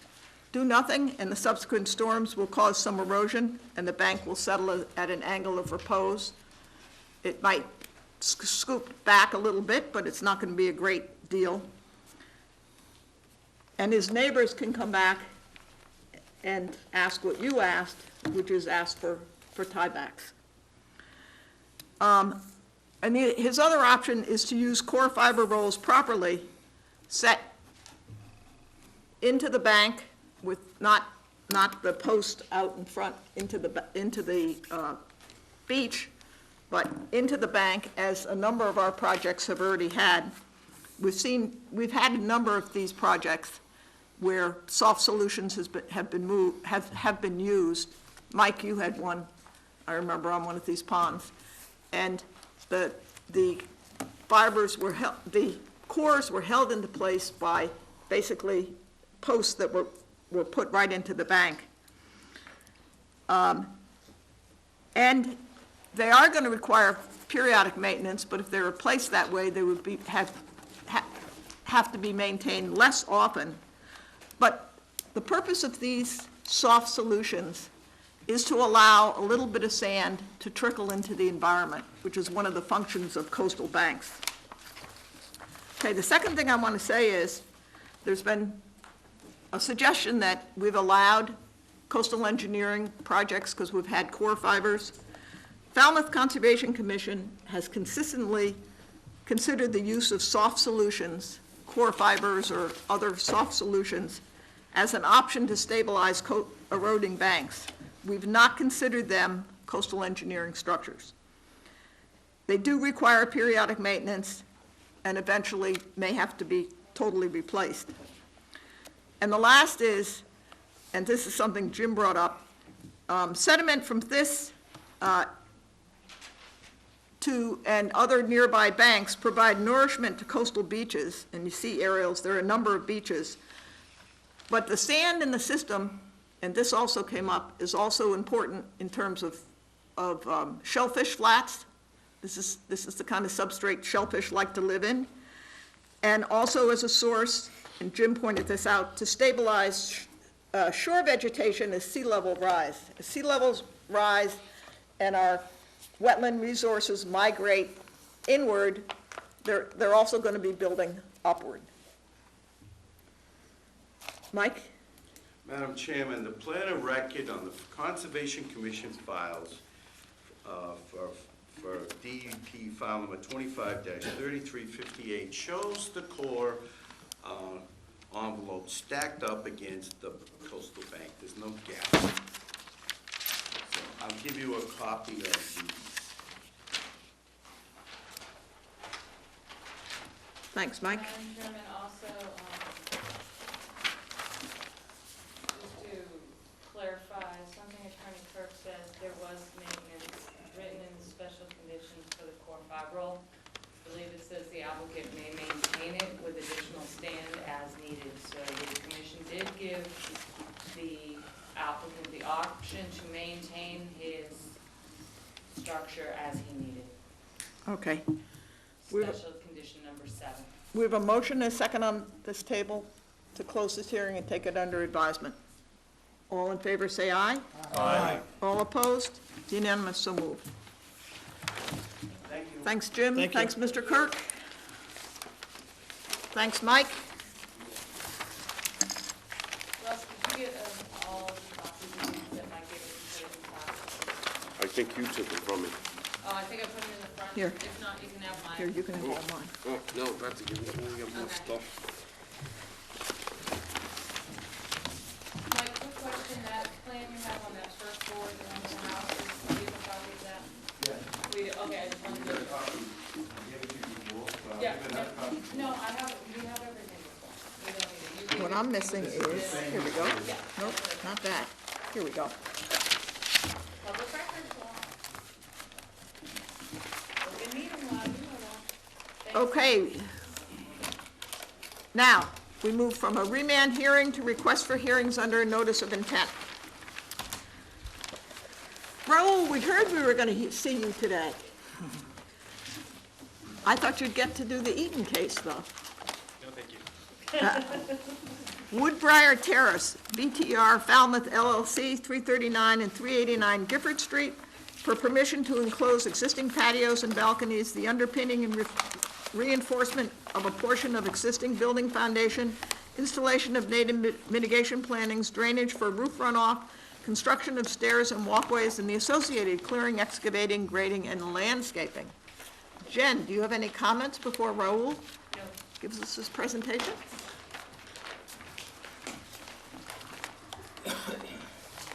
Thanks. Thank you. Thank you.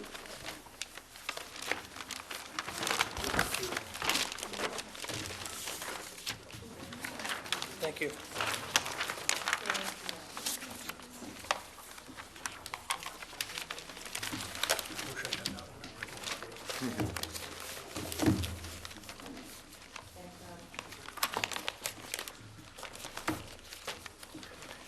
He's going to get you in trouble if he keeps talking to you.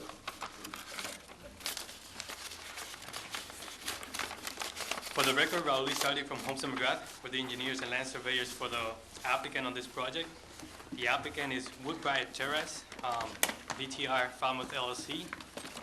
The location is 339 and 389 Gifford Street, commonly known as Atria Assisted Living. The project is the enclosure of the existing patios and balconies on the back of the existing senior facility. They're gonna modernize the existing interior of the building. There's 3 levels to the building. The lowest level has a patio. The upper 2 level has porches. They're gonna enclose these levels as part of the remodeling inside the buildings to modernize all of the units. There is no increase on number of units on this facility. The construction is also removing number of existing egress to the sides of the building and the back side of the building. They're going to be replaced with new egress entrances and exits. There's some construction of walkways and patios connecting this building on the rear of the building to the new building that's to the north of the existing old building. The resources on or near the project is Jones Pond, which is a great pond, land under the ocean, an inland bank, and a BVW. The proposed mitigations for the net increase on impervious surfaces in the A zone and the B zone, it's approximately 1,455 square feet of plantings. It includes 2 trees. The planting is proposed adjacent to the existing vegetation on the buffer to Jones Pond. Part of the mitigation includes the removal of daylight roof runoff to the bank to Jones Pond. They will be replaced with new roof dry wells. There's also installation of a drip strip all around the existing building. There's proposed silt fence as a limit of work and erosion control. And currently, the building discharges to an existing on-site treatment facility that has currently exceptional treatment levels below the maximum limitations by DEP. If there's any questions, I'll be happy to answer. Thanks, Raul. Jen? No questions regarding your project, well, but you do have a BBW on your plan, so can you provide me those data sheets? I didn't see them in here. I did check the DEP website. We don't have a number. She didn't tell me that today, so we'll have to continue it. So if you could get me those BBW data sheets by the next meeting, that would be great. Thank you. Mike, we'll start with you.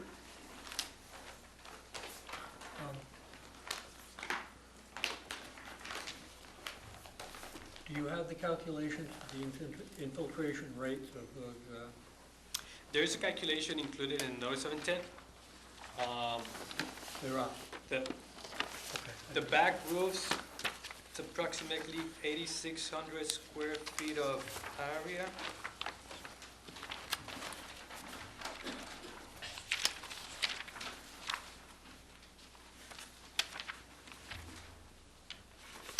Yes, the notice of intent includes the stormwater management calculations. And it's 8,636 square feet. Okay. No further questions? I think it's a good project. I don't have any questions. I'm glad to see this is being addressed, because in the original order, this corner is very steep on the existing slope. And I was up and down that. I remember you And said something. I asked originally about drainage being addressed in the first notice. Yeah, I remember with the that. new building. Right. And I'm glad that this is being attended to. And along in here, I believe there is, if my recollection is there, there's a roadway or structured grass so that emergency equipment can come around the backside of that building? Right, behind the new building. Yes. No, Behind the new one, this is the Is old this, one. right. And I was wondering, do you know where that ends on the, just a curiosity, I never got to see it right after the installation. Those raised beds, you know, the raised beds behind the new. On the site. plans, this is right now the ADA ramps. Right, That turn of that emergency drive ends over here. This corner right here is part of that turning Here. okay, T. thank you, I appreciate that. And I'm glad to see this being addressed, it's due. Thank you. Part of this project, it's described in the narrative. In 2009, I believe, there was an RDA for this dry well right here. But this is the time now that they're gonna be working on this building. Yep. So it came part of this plan so that it can be part of that construction package. That's a good thing, thank you. Court, No questions. Mario. Just one, I didn't see anything in the notice of intent, Jen, on how the BBW was, No. I asked Raul that he'll be providing the He's data gonna give sheets it. for me next week. Actually, if He's gonna submit Jeff it. did the line, he probably has He's it gonna in the submit office. it, we can't close tonight anyway. I just need this. I have a question, Raul. The orange on your, looks like, no, there. the Limit of or- work? It looks like it's it looks to me like it's a, well, it says proposed limit of work silt fence, but it also says it's a post and rail fence. There's an existing fence on portion of the backside. Oh, but it's not the whole, it's not the whole thing? I don't believe it goes the entire way, because you can Oh, go all down right. the bank on some of these areas. But Okay. there is a fence, there's an existing Okay, fence that- all along here. That's fine. So the orange is just to indicate your limit of work. I just wondered if it was all fence, why it didn't go around the new mitigation planting. But it isn't all fence. Okay. Well, can you submit 3 copies of those data sheets for us? Mario, I'll have multiple set in this packet. Okay? Okay, we have to continue this because we don't have a DEP number. And so, do you think we'll get it by next week? Yes. So, could we do it next week? Yeah, I already have it. Okay. So could I have a On motion? behalf of the applicant, move this till the 26th. I'll second that.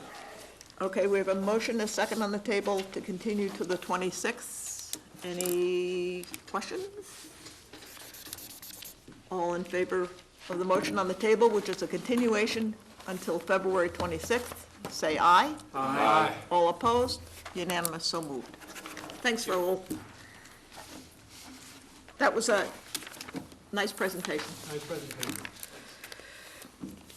Um, Straightforward, John. Joshua Bernstein, 288 Quistit Avenue, Falmouth, for permission to remove and reconstruct the existing licensed pier in the same footprint with one modification to increase the distance between pilings, resulting in a reduction from 36 to 24 pilings. This was fun to visit during the snowstorm. You do have a number, Chip. And you have a number. What's that? You have a number. Yeah. So potentially, we could close it tonight, because we couldn't see anything under the snow. We could see the dock. You could see the I got there dock. before it snowed, Oh, you went before it snowed. in between. I Did you get the right dock? I did. Good. This year, I did. I'm gonna live this down for the next decade, so I'm braced, Betsy. All right. Chip, So, my name is Chip Schultz with W.S. Schultz Company. David Martin did the engineering, and he would ordinarily be making the presentation, but his parents are having health problems. I said, how hard can it be? So, We'll show you. we just want to replace the dock, basically. aren't you going to put a plan up that we can No, look at? yeah, I don't have the, actually, hold this. I don't have the, but you have it. We do. Take this. We do. Yeah, why don't you have it, because the TV audience at home likes to see what it is. You take that, you use the presentation from that, and. You can just pin it right up on the board there, We'll work Chip. on Mario and Courtney over here. I brought in this nifty chair back. Coming right I need into the mic. Here's the old dock, here's the new dock. The only difference is we're going to be extending the distance between, can you hear me? Yes. Between the pile banks. Actually, though, you should speak into the microphone. I can hear you, but It's getting more difficult by the minute, isn't it, Chip? We're going to extend the distance between the pile banks, you can talk nice and loud into the, extend the distance between the pile banks. So, And- and reduce the have number fewer of piles, piling. it will make it actually a stronger structure. Everything else is going to stay the same. and all this will be done from a barge. It's going to all be done from the barge except for the parts on the beach that we cannot reach, and in which case we have permission to come down the beach with a small boom truck to do that construction from the beach. Do we, is Jen here? Do we have permission, a permission letter? Where are you coming in from? Are you Coming from the Academy of Sciences. I have letters here, From National Academy of Sciences? correct, and from the people on the property in the interim, there's 2 properties. Excellent, can I see a copy of those letters? Yeah. And we'll need a copy of that for our file. So if you need to hang on to your chip, just come to the office tomorrow with them and we'll make copies of them unless you want to keep it. If they be your original, we'll make copies. Yeah, you're not done yet, Chip. We haven't had people ask questions yet, and I have a question. No, I'm last. We're gonna let Mike start first. Okay, can we keep these if you need to take these back and bring them to the office tomorrow? and Do get you need copies? those? Do you need them? No, I have copies. All right. Mike? First, a comment, there's a significant amount of deterioration of many of the piles.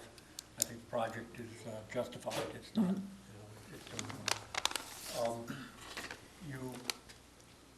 the information coming down the beach is, addressed my major concern.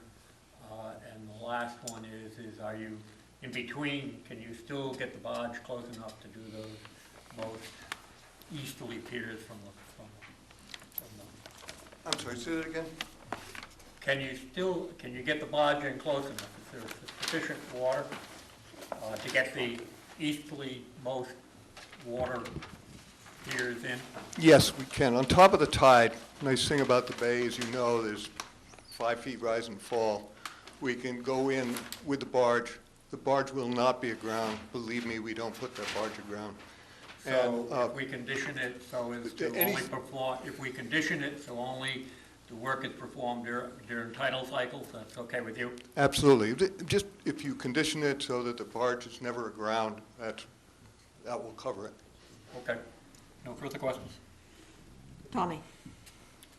Just out of curiosity, how are you able to reduce the pilings, the number of pilings so much? Is it unnecessary or is it overkill? No, it's longer between the pilings. Longer spans, but Heavier rails. What we're doing is we're putting 4 pile beds in. And what they look like, it looks like many of the docks that were built earlier in this century.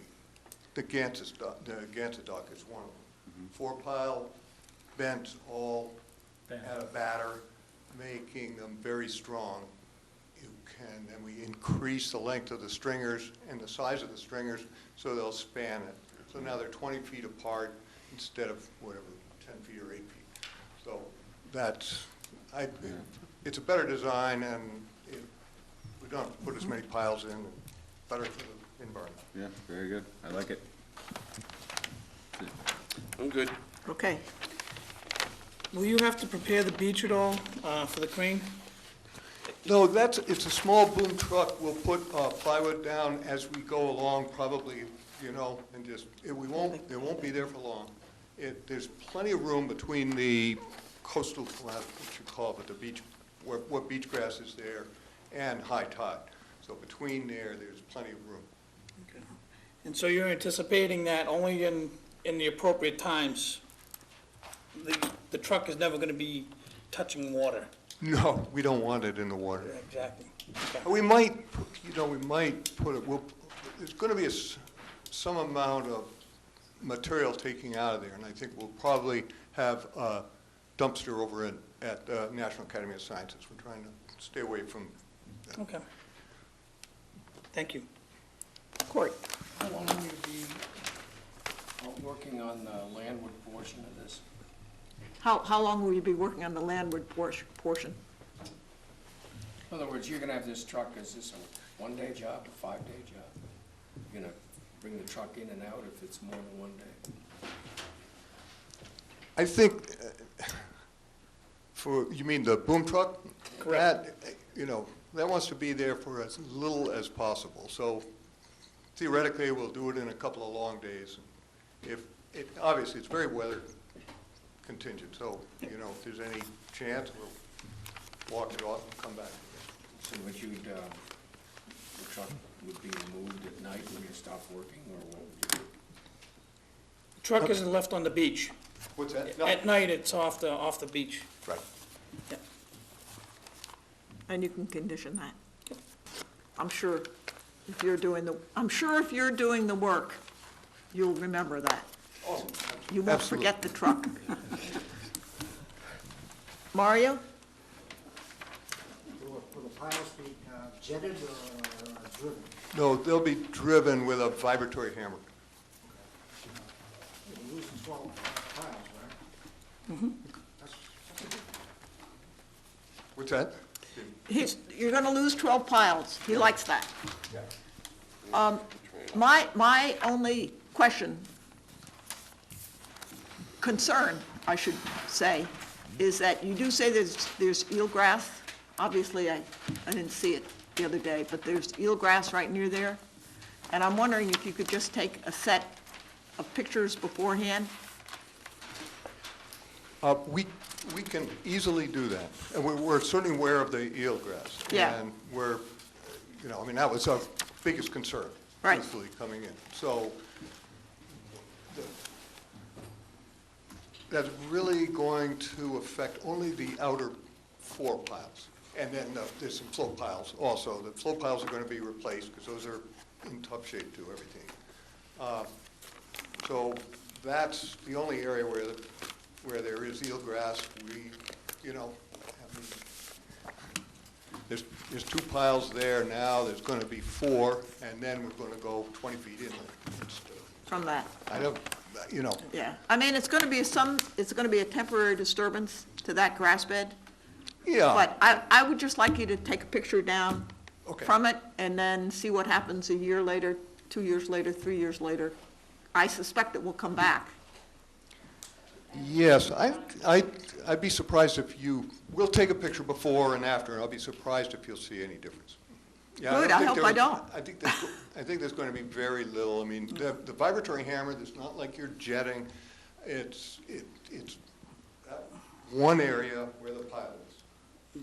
So Very Do directed. you want a turbidity curve in that area? I haven't seen this done. I don't know how much. Do you have one of those, Chip? What's that? A turbidity curtain to put in around the eelgrass? Oh, no. Don't give me That would be, squinty-eyed look. that would do more damage than, Okay. yeah, it really would. You can do really Yeah. close. I'd actually like, I'd like to see this done. So when you're going to do this project, let me know. Absolutely. Right. Well, and free admission. Free admission? Well, you consider it free being in front of us tonight? One quick question, Chip. You have conditional approval from Wheeler Klaus? Is that how you say her last name? Next door neighbor. Marky Wheeler? Yeah. The Klaus, she said, she gave you a conditional approval. You just handed it to me? Yes, and And it's, I represent the beach owners, there's 2 owners. okay. Ma'am, if Gonna you have want to tell us, you have to tell us all. You have to tell the whole world. Gotta go up No, you there. have to go up. You have to hold on to that microphone, tell us who you are. My name is Eleanor Shaver. I'm here to represent the co-owners of the beach that will be crossed by the blue truck. And we are, as long as the work will be completed before the end of May, the beginning of June, we will be very happy to let them use the beach. Okay. thank you. Okay? Can that be accomplished, Chip? yes. Okay. I love it when he says yes. If it's not, we'll leave. You can me- start from 91 for this? It's exactly in the same footprint. No, I know. Do you need to notify them? No? David has taken care of, Okay. All right. Just want to make sure you don't run into that. You'll check that he's taking care of it, right? Your June. Okay. Okay, do we need any more information? Okay, Motion to close the hearing and take it under advisement. okay, we have a motion in 2 seconds to close this hearing and take it under advisement. All in favor, say aye. Aye. All opposed? Unanimous, so moved. You ought to visit us more often, Chip. yeah, thanks. Now, what does that mean? You got 21 Oh. days and you'll have an order. Chip, you'll have an order pretty soon. Chip, now I can have back. Thank you. Chip, I can't believe you don't even know what that means. You come sometimes. He comes for RDAs. Oh, that's right. Testify me, never wants to file a notice. I'm going away for 2 weeks, Monday, so I'm not here. But And we'll miss you. Have a nice trip. Yeah, we will miss you. All right, continued request for hearings under notice of intent. Neil Dunn and Renee Russo, 25 Moses Road, has been continued to February 26th. I think that was a misprint. Whoop, what? Wouldn't you continue this already? Yes. Yeah. I know, but I have to read it again. That's why I had to go to the front to see when we continued it to. Okay. Paul and Margot Lafferty, 50 Wacoit Road, Wacoit Landing Road, Wacoit, for permission to raise RAZE the existing dwelling and construct a new 4-bedroom house with attached garage enclosed porch, stairway with landing, install a new Title V sewage disposal system, driveway, 2-inch water service line, native trees and shrubs, utilities, dry wells, remove and relocate the existing coastal bank deck and stairs, remove and relocate, and the associated clearing, excavating, grading, and landscaping. Good evening, Mike. Good evening, Madam Chairman. Ooh, let's see if Jen has anything. Jen, do you have anything? Mike continued this so we could clear up a few items that the agent had identified. Most of those items were addressed. Staff only has one comment that I'll save until after Mr. Borsell's presentation. Thanks, Mike. I hate the suspense of those things. I can tell you now, Mike. You can bear We with it. don't agree with your land under estuary or land under salt pond line. It's mean high water or first observable break and slope, whichever is higher, but it's not really going to affect your project because your A-zone to the salt marsh extends up, but just next time you put that on a plan, we'll just need to correct it in the order, but next time just look at that definition again, okay? Okay, that wasn't so bad. No. Not too bad. For the record, my name is Michael Borselli, Falmouth Engineering. I represent the applicant. We made an original presentation of this project at the original hearing, and we went through all the details. We had received the staff memo about some things that they wanted us to address. We went through the memo, we made changes to the plans. I went and met with Jen to go over the staff report and the plans to make sure I understood it and did the things that were suggested. And we submitted the revised plans. The revisions were as follows, and there's a couple that highlights these. First one is what Jen was just alluding to. We added some other wetland resources on the plan. We thought we got them right. We looked at the definitions, but I agree with. That's one you don't usually We don't have. typically see, but the salt marsh is the trump wetland, if you will. So the mitigation and all the calculations go along with that. And then the coastal bank, but the salt marsh one has a 100-foot A-zone. There were some comments about a suggestion to consider some additional trees and maybe some variety of plant tree species. So we've added some trees on the southern side of the property, and those are tupelo, and we substituted some cedars on the southern side for some tupelo, and we're still maintaining some eastern red cedar on the northern side of the property. We also removed that net fencing. We're proposing to remove that net fencing that was at the top of the coastal bank, propose a row of beach plum, which is shown on the plan in that dark green color along the top of the bank. It specified the spacing and the plant size, and that adds additional mitigation planting to the overall area of mitigation planting on the plan, so that there's actually a total of 976 square feet of mitigation planting provided when the requirement was for 588 total square feet.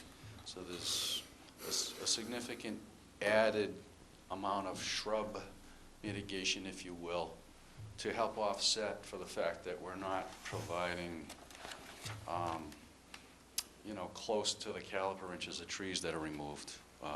The number of trees that are proposed to be removed was 9. 99, right? We're providing 12 trees, 31 caliper inches, and we're removing 9 trees, 99 caliper inches, but we're giving you almost an additional 400 square feet of shrub. And we hope that there is a provision in your regs that allow you to consider that on wooded, heavily wooded lots, and we're hoping that that satisfies you with regard to that standard.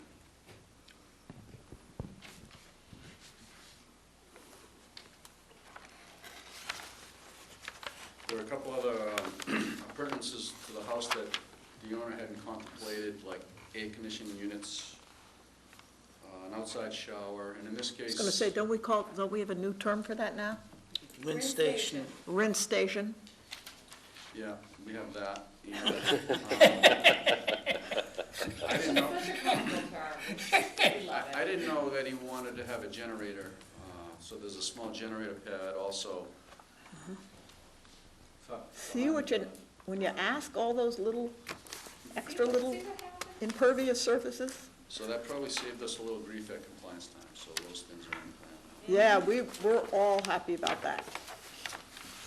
We adjusted the limit of work so that it came up both boundaries a little bit further. That was in the staff report. Thank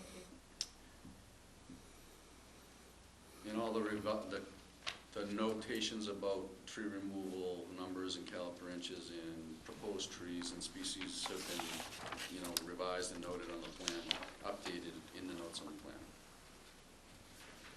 So I think that addressed all the issues raised at the first hearing and in the staff report, and I'm hopeful that we can close the hearing, but I'm here to answer any questions. But you never know, do you? So, Madam Chair, one quick thing. Yeah. Might change your Bayberry to, your beach plum to Bayberry, Mark's seen that the beach plum aren't doing that well in Coit right now. So, we can look at that later, but just be prepared for that condition that may be. You may have a mix of both, with predominantly more Bayberry than beach plum, okay? And we'll probably want to be on site when you site the trees, because although you did leave the circles cutouts around the trees, for the existing trees, you don't have them for the trees that you're planting, so we don't want them to be all smushed together. Sure. It's just, that can easily be done in the field. Okay. Other than that, thank you for addressing all of our comments. Mike, No Oh. questions? No, yeah, you're not on the, I'm not on. and you're not on. Are you? Yeah, your form is, Tommy is on, all right, sorry. No questions. No questions. Betsy, Tommy, Tom? Court. No questions. No questions? No questions? I just have a comment, and I was the one who suggested you do something other than the net fence, but now I'm worried because that's a real drop. This has nothing to do with conservation. But, Make up your mind, well, I don't want somebody to drop off Well, there. I failed to mention, I also propose a split rail fence. Oh, all right. In the, Okay. buffer. In the buffer, yeah, we talked about that. Right. Yeah. Okay, If I could just comment on that buffer, I'm a little concerned about, I understand what Mark's saying, but the bayberry tend to grow taller than the beach plum, don't they? And we're a little concerned about height on that. I mean, the applicant was happy to have the option of beach plum. I didn't know We about think, the, Maria. I think it's a wash. Okay, that's fine. I mean, if they don't survive, we're supposed to Yeah, if they show don't some survive, they ability. may not, so, I'll, talk to your client about you- that. yeah, I mean, if you want to put it in a condition as a, an alternative Yeah, plan. that's fine. Motion to close the hearing and take it under advisement. Second. any further questions? Yes. Just one comment on the Bayberry versus the beach, I can't help it. She's been sitting here for a long time. Just take Your into name, please? Maureen Harlow-Hawks, 9 Old Dock Road, West Falmouth. Beach plum versus Bayberry, the only issue right now that's happening with beach plum is the winter moth. It obliterates it. So if you have any oak canopy there, chances are the beach plum will be fodder for it, and the Bayberry just seems to be more resilient. So if they don't want to spend good money after that, it's... Thanks, Lauren. Thank you, Warren. Okay, we have a motion, and second on the table. Am I right? To close the hearing and take it under advisement? Yes. All in favor, say aye. Aye. All opposed? Unanimous, so moved. Thanks, Mike. William McGann, 5 Foster Road, for permission to demarcate the western property line using 4 pilings with minimum 8-inch diameter and marine rope and associated grading and landscaping. Good evening, Tara. Jen? Madam Chairman, yes, this was continued so that we could have the town engineering department go out Right. and look at the mean high water, look at the staging in the ground. We did do that. We were out there week, the week before last. Just quickly, Betsy, Russ, Tom Corvo, Tom Gose, and Courtney are the quorum on this. Peter did send an email to me saying, "Hi Jennifer, the mean high water shown on the plan was checked. I know calculations in the conversion website also to check. Our office located mean low water on Tuesday morning at 8:30, published low tide. After reviewing the new data and the tide locations, we determined that the mean high water shown on the plan is within 0.4 feet and considered to be within tolerances. Please let me know if you need additional information is needed." Okay, Peter, and that is your town engineer. okay, And that was, what was intended. yep. Hi. So, do you want to say any more, or? No, I don't That think was- so. okay. I don't have any further questions. I don't think so. This in there. Okay. Oh, Courtney, do you have any further questions? we'll keep this.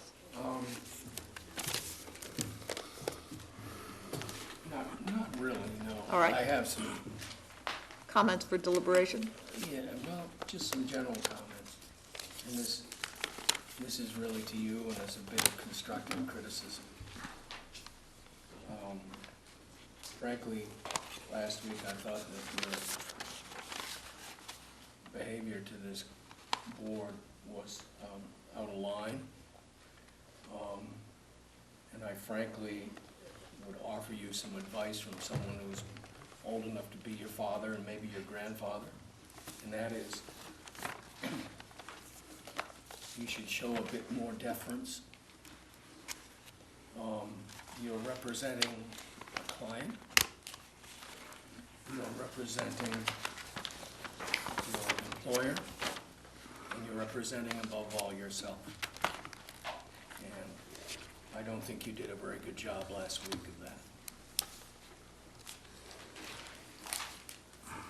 I have no other questions.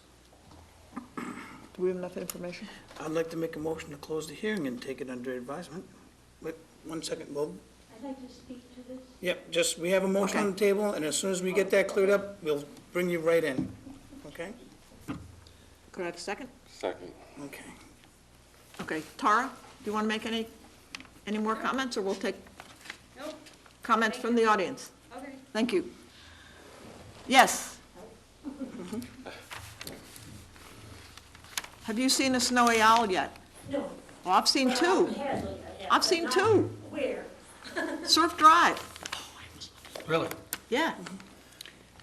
Over Salt Pond. Wait, yeah, just, that's the microphone, just, Okay, I'm Priscilla Moore, and I live in Davisville. And I have been going to this particular beach, the end of Davisville Road, which is now called Extension, since I was probably 2 or 3. So I have history about what is going on at that beach and what I have seen. My particular problem now is that the neighbor to the east, Mr. McGann, continually puts up some sort of boards, fences. I guess he came to speak with you and also came away with the idea that posts, small, approximately this size, with rope would do to keep people off his land. In the course of that time, some of these fences have gone clear till their base was in the water. And in one example, at one time, if you sat on that beach, you could not see to the east at all unless you got up and went down to the water. Another time, the storm came immediately and got rid of that particular fence, and another kind of fence went up. When that didn't hold with the storms, none of them lasted more than 3 weeks. One section on the drier part of the sand fell over. People said, oh good, now instead of perhaps walking there, these are friends who had just been in that situation. Mr. McGann stood in the way and blocked their access to the beach in front of his house, which was surprising. But later on, when the fence went back up, In order to have that fence stay, I think he decided that he should put the last piling in the rocks that are part of the front of the beach. And over the course of time that I've been there, we suddenly noticed that there was quite a change in the size of the beach. And that particular fence at that time ended up being 7 feet in on the public 40-foot right-of-way. And at that point, I had seen the surveyors from the town down, and I rushed up to them and said, I hope it's in your plan to do all the surveying so that it would go clear into the water. And he assured me it was. So 3 months later, some of you saw me at a meeting where I brought his new survey map to your meeting and gave it to you from Peter McGonerty and the decision. So all this time, every time you turn around, there is something else. The last fence that was put up, that I had mentioned with its base in the rocks, caused almost a serious injury to a delightful woman, Mrs. Anderson, who was in her 80s. And since this little beach is like a miracle, it has a set of pilings that run along the edge of the water. In years past, everybody sat in front of those pilings on the sand.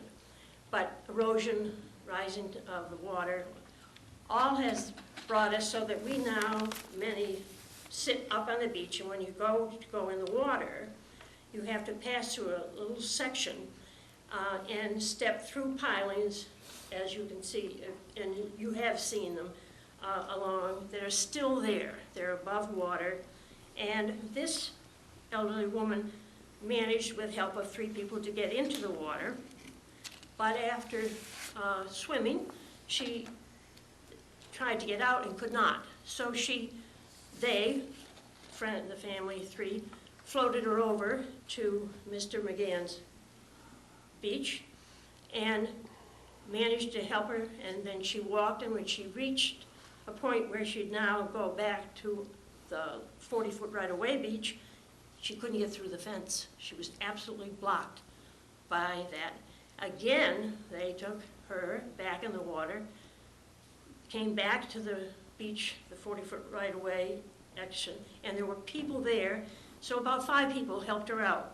It was definitely blocking the right-of-way of people to have access to the ocean and they can, we know, walk with their feet in the water along these beaches.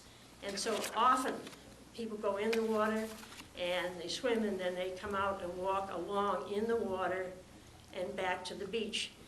All this time, something else was put up to prevent people from accessing that beach. And if you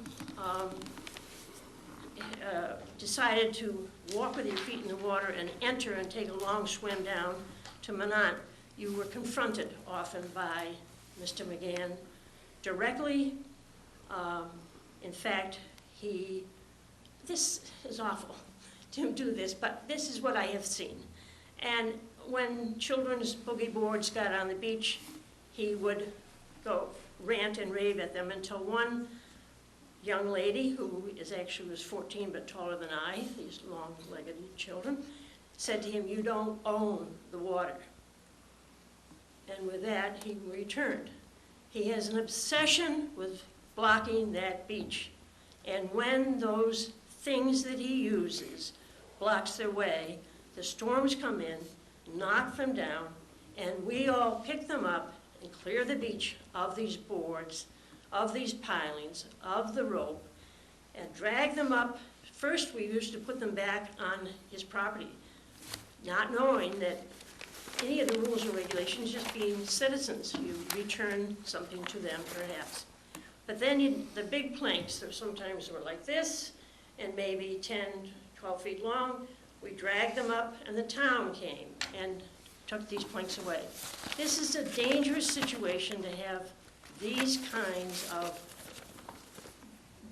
materials put in on this area of the beach to be thrown up by the first storm that comes along and be tossed around on the beaches. And you can't legislate persons'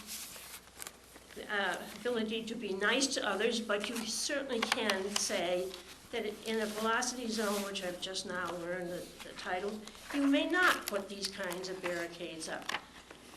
Therefore, I hope that you will vote against this, because there isn't much land between the end of what was so-called the old Dr. Davis's fence that had been there for years and years, and this old-fashioned way of protecting the beach, which with pilings and rocks. There isn't much space there, and if you put anything in that space, the storms are going to throw them up. And I just think it's a wrong move. Somewhere along the line, at a meeting, Mr. McGann heard a conversation that said about perhaps if we just allow the person to have pilings and a rope, it will do. Well, it becomes a confrontational and a dangerous situation. Therefore, I'm sorry to be so negative, but I am very negative about anything that will go in that place. So I oppose heartily for minimum 8-inch size pilings put in that small space and a rope in between, and you know it is a blockade of people's right to be at least walk with their feet in the water when they want to. Thank you very much. Thank you. Thank you. Maureen? Maureen Harlow Hawks, 9 Old Dock Road, West Falmouth. I saw this in the newspaper advertised, and that's one of the reasons I came. The precedent to set with some new structure in a V zone is a slippery slope. We've had docks that wanted to be in V zones. They were single pilings, and then you just put a plank on the top. There's still a structure in a V zone. I didn't get a chance to look at the full plan. I remember it from before when they were going to put boards up. I think there, if I'm not mistaken, there's a fence on the other side of the right-of-way, and I don't know if that's permitted, but obviously sections of that are in the V zone and also a problem. So that could just be an enforcement issue on its own. This one, the sight line also, I don't know if we had a regulation for sight line, but if every single beach owner or public beach started putting structures down to the edge of the water, just take Chappie and you look down and all you see are 8-inch posts with planks right to the edge. You know, everybody drawing the line in the sand where they can go to. I just think that it will destroy the whole. This will set a precedent, and then the whole town will, everybody will start saying, oh great, I'm gonna go out and put in 8-inch womanized pilings, you know, down to the edge of the water, so people literally have to go out and around them. And they do have right to access along the shoreline. They don't have right to the person's property, but he doesn't have a right to block their access down in the V zone and block, whether it's him or anyone else in town. I'm just saying this particular project. So I would think long and hard if I was to think about putting pilings in a V zone. They are still structures. Just to clarify your point, I brought this up at the last hearing, but 1027-2E2 says, when coastal beaches are significant to recreation and aesthetics, the following characteristics are critical to the protection of those resource area values. And 2 is an open line of sight. One more thing, I'm just putting again. The reason I use Chappaquiddick only because this woman has history in her neck of the woods. In West Falmouth, Chappaquiddick Beach is probably, like Old Silver or any of the beaches in town, very highly used. And people don't realize there's only one piece of beach along Chappie that belongs to the town, and it's the little teeny bit of Chappaquiddick Beach. The rest is all private, and that's all left open, and it's people are allowed to go up and down there with it, you know, to enjoy it. And if everybody started like this person drawing the line in the sand and putting these posts right down into the, you know, into where, you know, this is proposed in the same, you know, type of structure, just think of these beaches, what will happen. And again, we take it for granted that a lot of people aren't like this man, but they're really nice, and they let you just walk on their beaches and use them. But if they all decided to dig their heels in and start acting this way, Chappie would be destroyed, Old Silver, just a lot of them, Manon. I mean, there are a lot of these places where we have been lucky to use. And I just don't think that this is what we want to see in Falmouth, is this type of behavior. Okay, thanks, Maureen. Mike, are you standing up because you want to say My name is something? Mike McGrath. I did the survey. I want to correct some misinformation that's floating around. In Massachusetts, the landowner owns normally, and most times, to extreme low water, subject to the right of the public to fish, foul, and navigate between low water and high water. No one has the right to walk unless they're fishing, fouling, or navigating. So the assertion that somehow people have rights to walk on my client's land is not really true. That's the way it is, that's what the law says. Okay, thanks, Mike. Mike, can I ask a question? Wait a sec. How do you define navigating? If I walk down a beach, I'm navigating. No. These laws go back to the I understand. 1600s.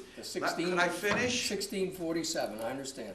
But define the word navigate to me.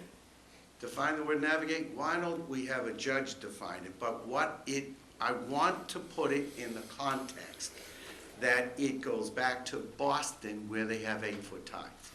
So in Boston, you sometimes have to row across other people's land. So that's what navigate means in a boat. He's correct. I mean, I've looked up navigate in that context. Mike? No, I was looking for a definition of navigate, so.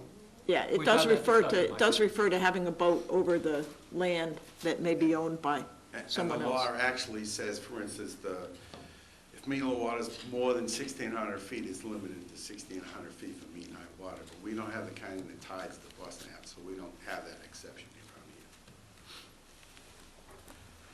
Tara? I just want to point out a couple of things about the site that we're talking about.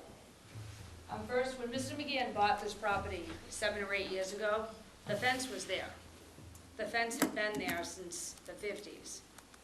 And the anecdotal information says that the town had put that fence in back in the 50s. So the fence had been there. He bought the property with the fence in place. I've been monitoring this lot since 2005, since before Mr. McGann owned this property. For the previous homeowner, I went out here and did a dune delineation.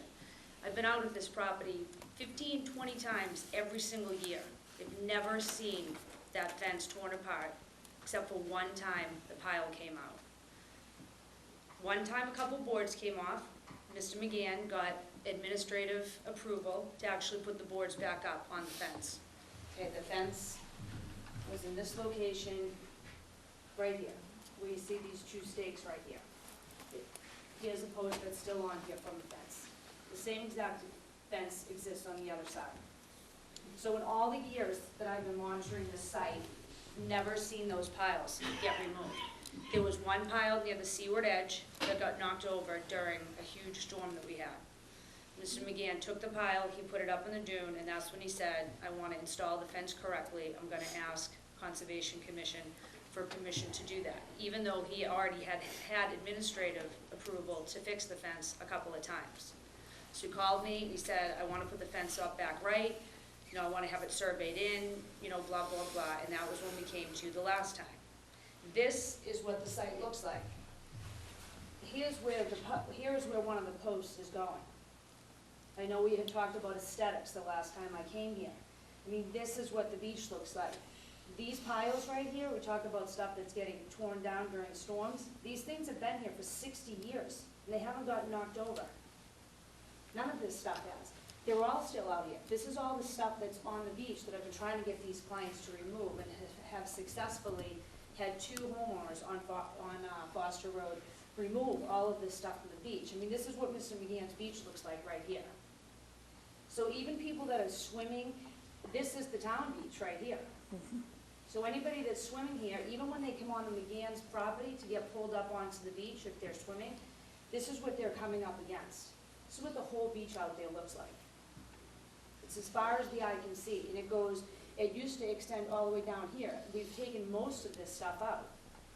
And I've actually am working with Mr. McGann on the possibility of having some of this removed here.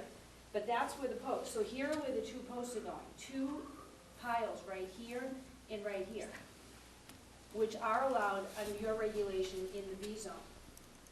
And to further clarify what was said earlier, people do not have the right to walk on private property in the B zone. I mean, Chapter 91 rights say Mr. McGann owns to mean low water.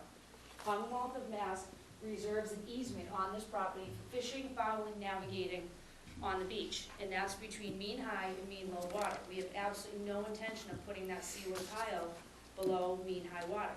I mean, I even offered to put it a couple of feet above mean high water the last time I was in here. So I just want to clarify a few things. This is what it looks like right now. And he's not asking to put, and you have to realize that this is what the beach looks like all up and down here. He's not asking to put a fence in between him and the next private homeowner. Thousands of people come to this little tiny strip in the summertime. Okay, when he first bought this property, there was a property line demarcation that said this is the private and this is the public. I mean, when you buy a piece of oceanfront property, you know, you spend $5 million. I mean, you have a right to protect what's in front of your house, whether it's sand or grass. I mean, for the same reason why I don't want people hanging out in my front yard, or you don't want in yours, he doesn't either. The town, he pays a huge amount of taxes to the town to actually own this property on the beach. So he's trying to protect his private property, in his privacy, on his beach. And he's not asking to do anything that hasn't done yet. I mean, the fence has been there. First time I came here 2 years ago and talked about this, you here at the meeting made the suggestion that we come back and ask for the marine road instead of the tiles, so that if it did get damaged during a storm, that it wasn't, I mean, the marine road was not gonna damage anything on this section of coastline, but this is what it looks like. Okay, Tara, I just want to clarify something. It's a little confusing because last time you were here, you said that originally the fence was on his property. When he bought it, it was on his property, and then over the course of time, when he had to put in the new pilings, somehow it migrated 7 feet onto the town property. We don't know exactly when it migrated. I mean, maybe over the years. I'm just saying, you testified when you were here that the fence was on his property when he bought it. And everyone, you probably don't have it because you just came, but we have a letter from town council, and we've already had this one, like a previous meeting. We've already had this, we've already made a decision, and the decision was affirmed. Is that the term you used for Superior Court? Correct. Was affirmed in Superior Court that you're not allowed to have a structure like a dock in the velocity zone. I don't consider this a structure like a dock. I know you don't. That's I mean, these fine, are you're entitled to say that, but I have a copy of your regulation right here that allows piles in the individual. I have a copy of a court single decision. piles in the I have a B-zone. copy of a court decision, and how our regulations are interpreted is the 7 people who are on this board. Right, as far We as appreciate where- your testimony, we'll take it into account, but the decision is the people on the board. Right, but the fence has been there. So over time, over 60 years, the most seaward post, it got knocked down during a storm.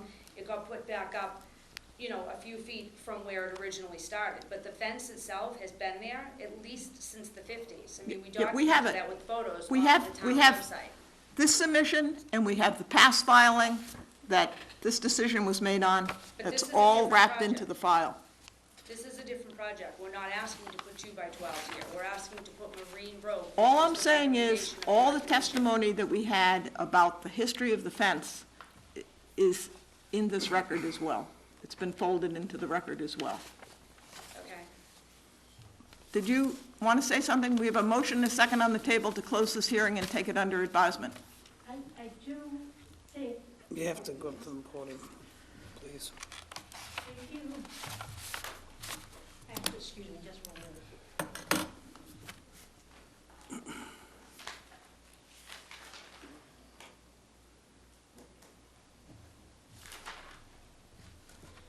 The fence on the east side of the public 40-foot right-of-way beach area veers off a little bit, I'm not good at distance, 20 feet from its last piling near the water. In other words, it heads down straight and a little bit above that bench that is there, it starts to go. And if you decide that that's the end point, and take possession of it, you have gathered in 7 feet of the right-of-way beach. But if you look straight down the line, you will see in the water 3 big, dark, been there a long time, pilings. If you line that up, you get an idea where the real property line is. And it actually is the real property line, according to the survey of the town at that time. On the west side, when the new owner moved in to their property, there was no longer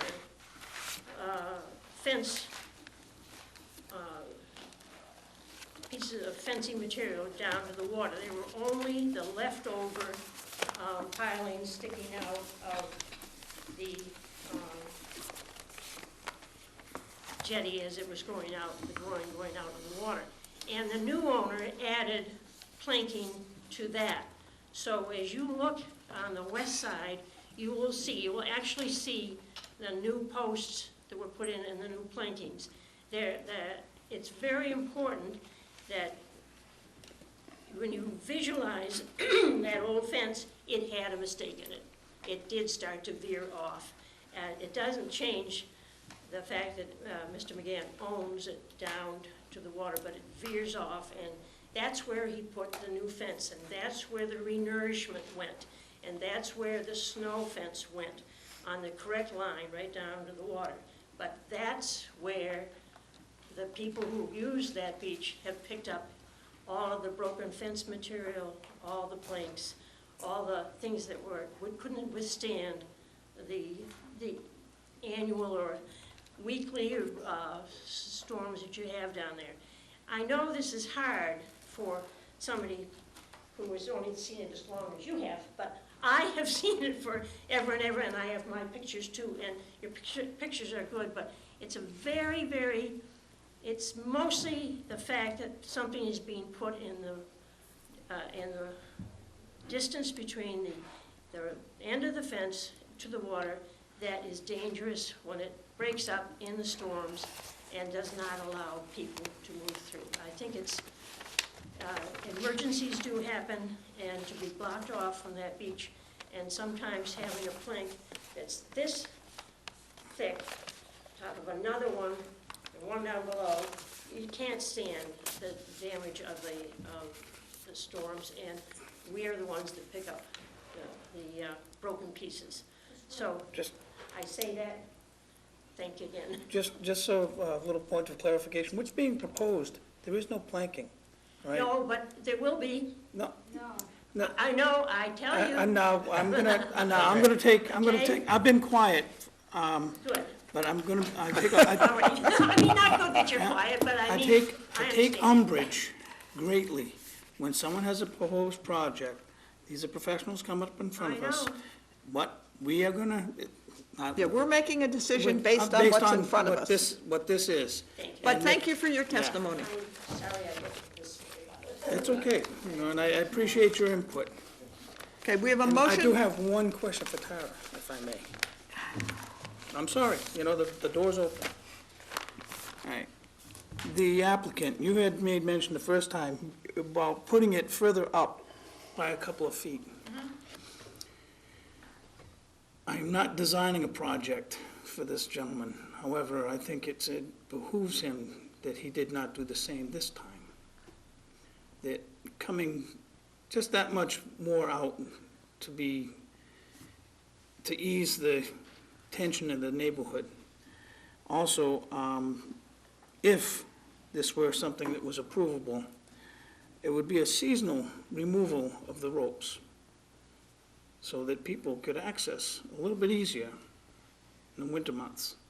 Not entirely, but one section back, like a good faith effort. That's fine. Would go, that's how I see a lot of this. But there is also a lot of other things that will come up in deliberation as well. But what we are going to be reviewing is something with several piles and rope. That's what only would be permitted. Anything other than that would be an unpermitted structure and would have to be removed. Who enforces that? We do.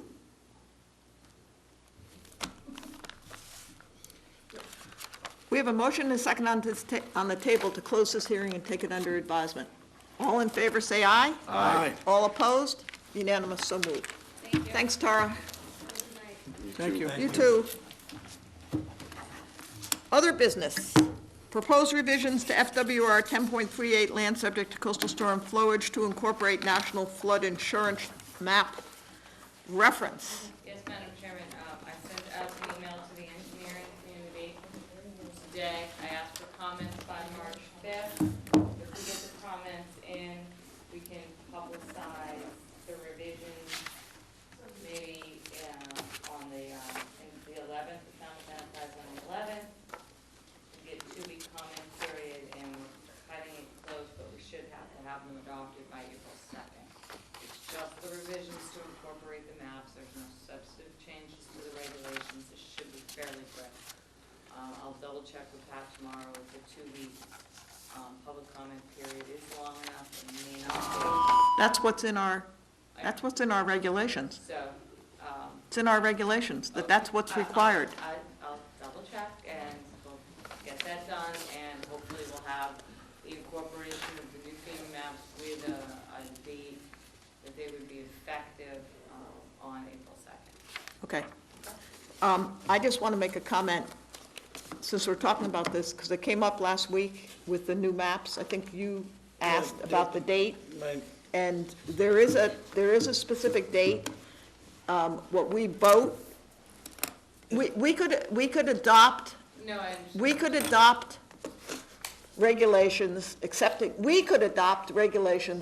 the new maps right now, but it makes more sense to do the same date that the building commissioner is. Right. And there is a specific date, and we'll put that date in. It has to be approved by the state. If we have to revise it again, we will. Just but for the date. Just for the date. Court. I mentioned this to you last time, and I just want to make sure that there's an edit that I think needs to be corrected on page 3 of the draft. Yep. It, under section 4, the first A zone, and then it says including AE, A1, 30, and A99, and then in the comment it says Falmouth only has AE zones, so there is no such a. Yeah, it's all- These are new zones. So you're gonna take it out, but Yeah, we're gonna- you didn't take out the word including. Okay, So yeah. I would just, my suggestion would be that it just is for A zone, Yeah, all the rest is struck. yeah. But Everything I else sent is. that exact document to the engineers today, so. Okay, are we going to vote orders tonight? Or do you want to wait till next We'll week? do it next week. All right. So that would need a motion to adjourn? Second.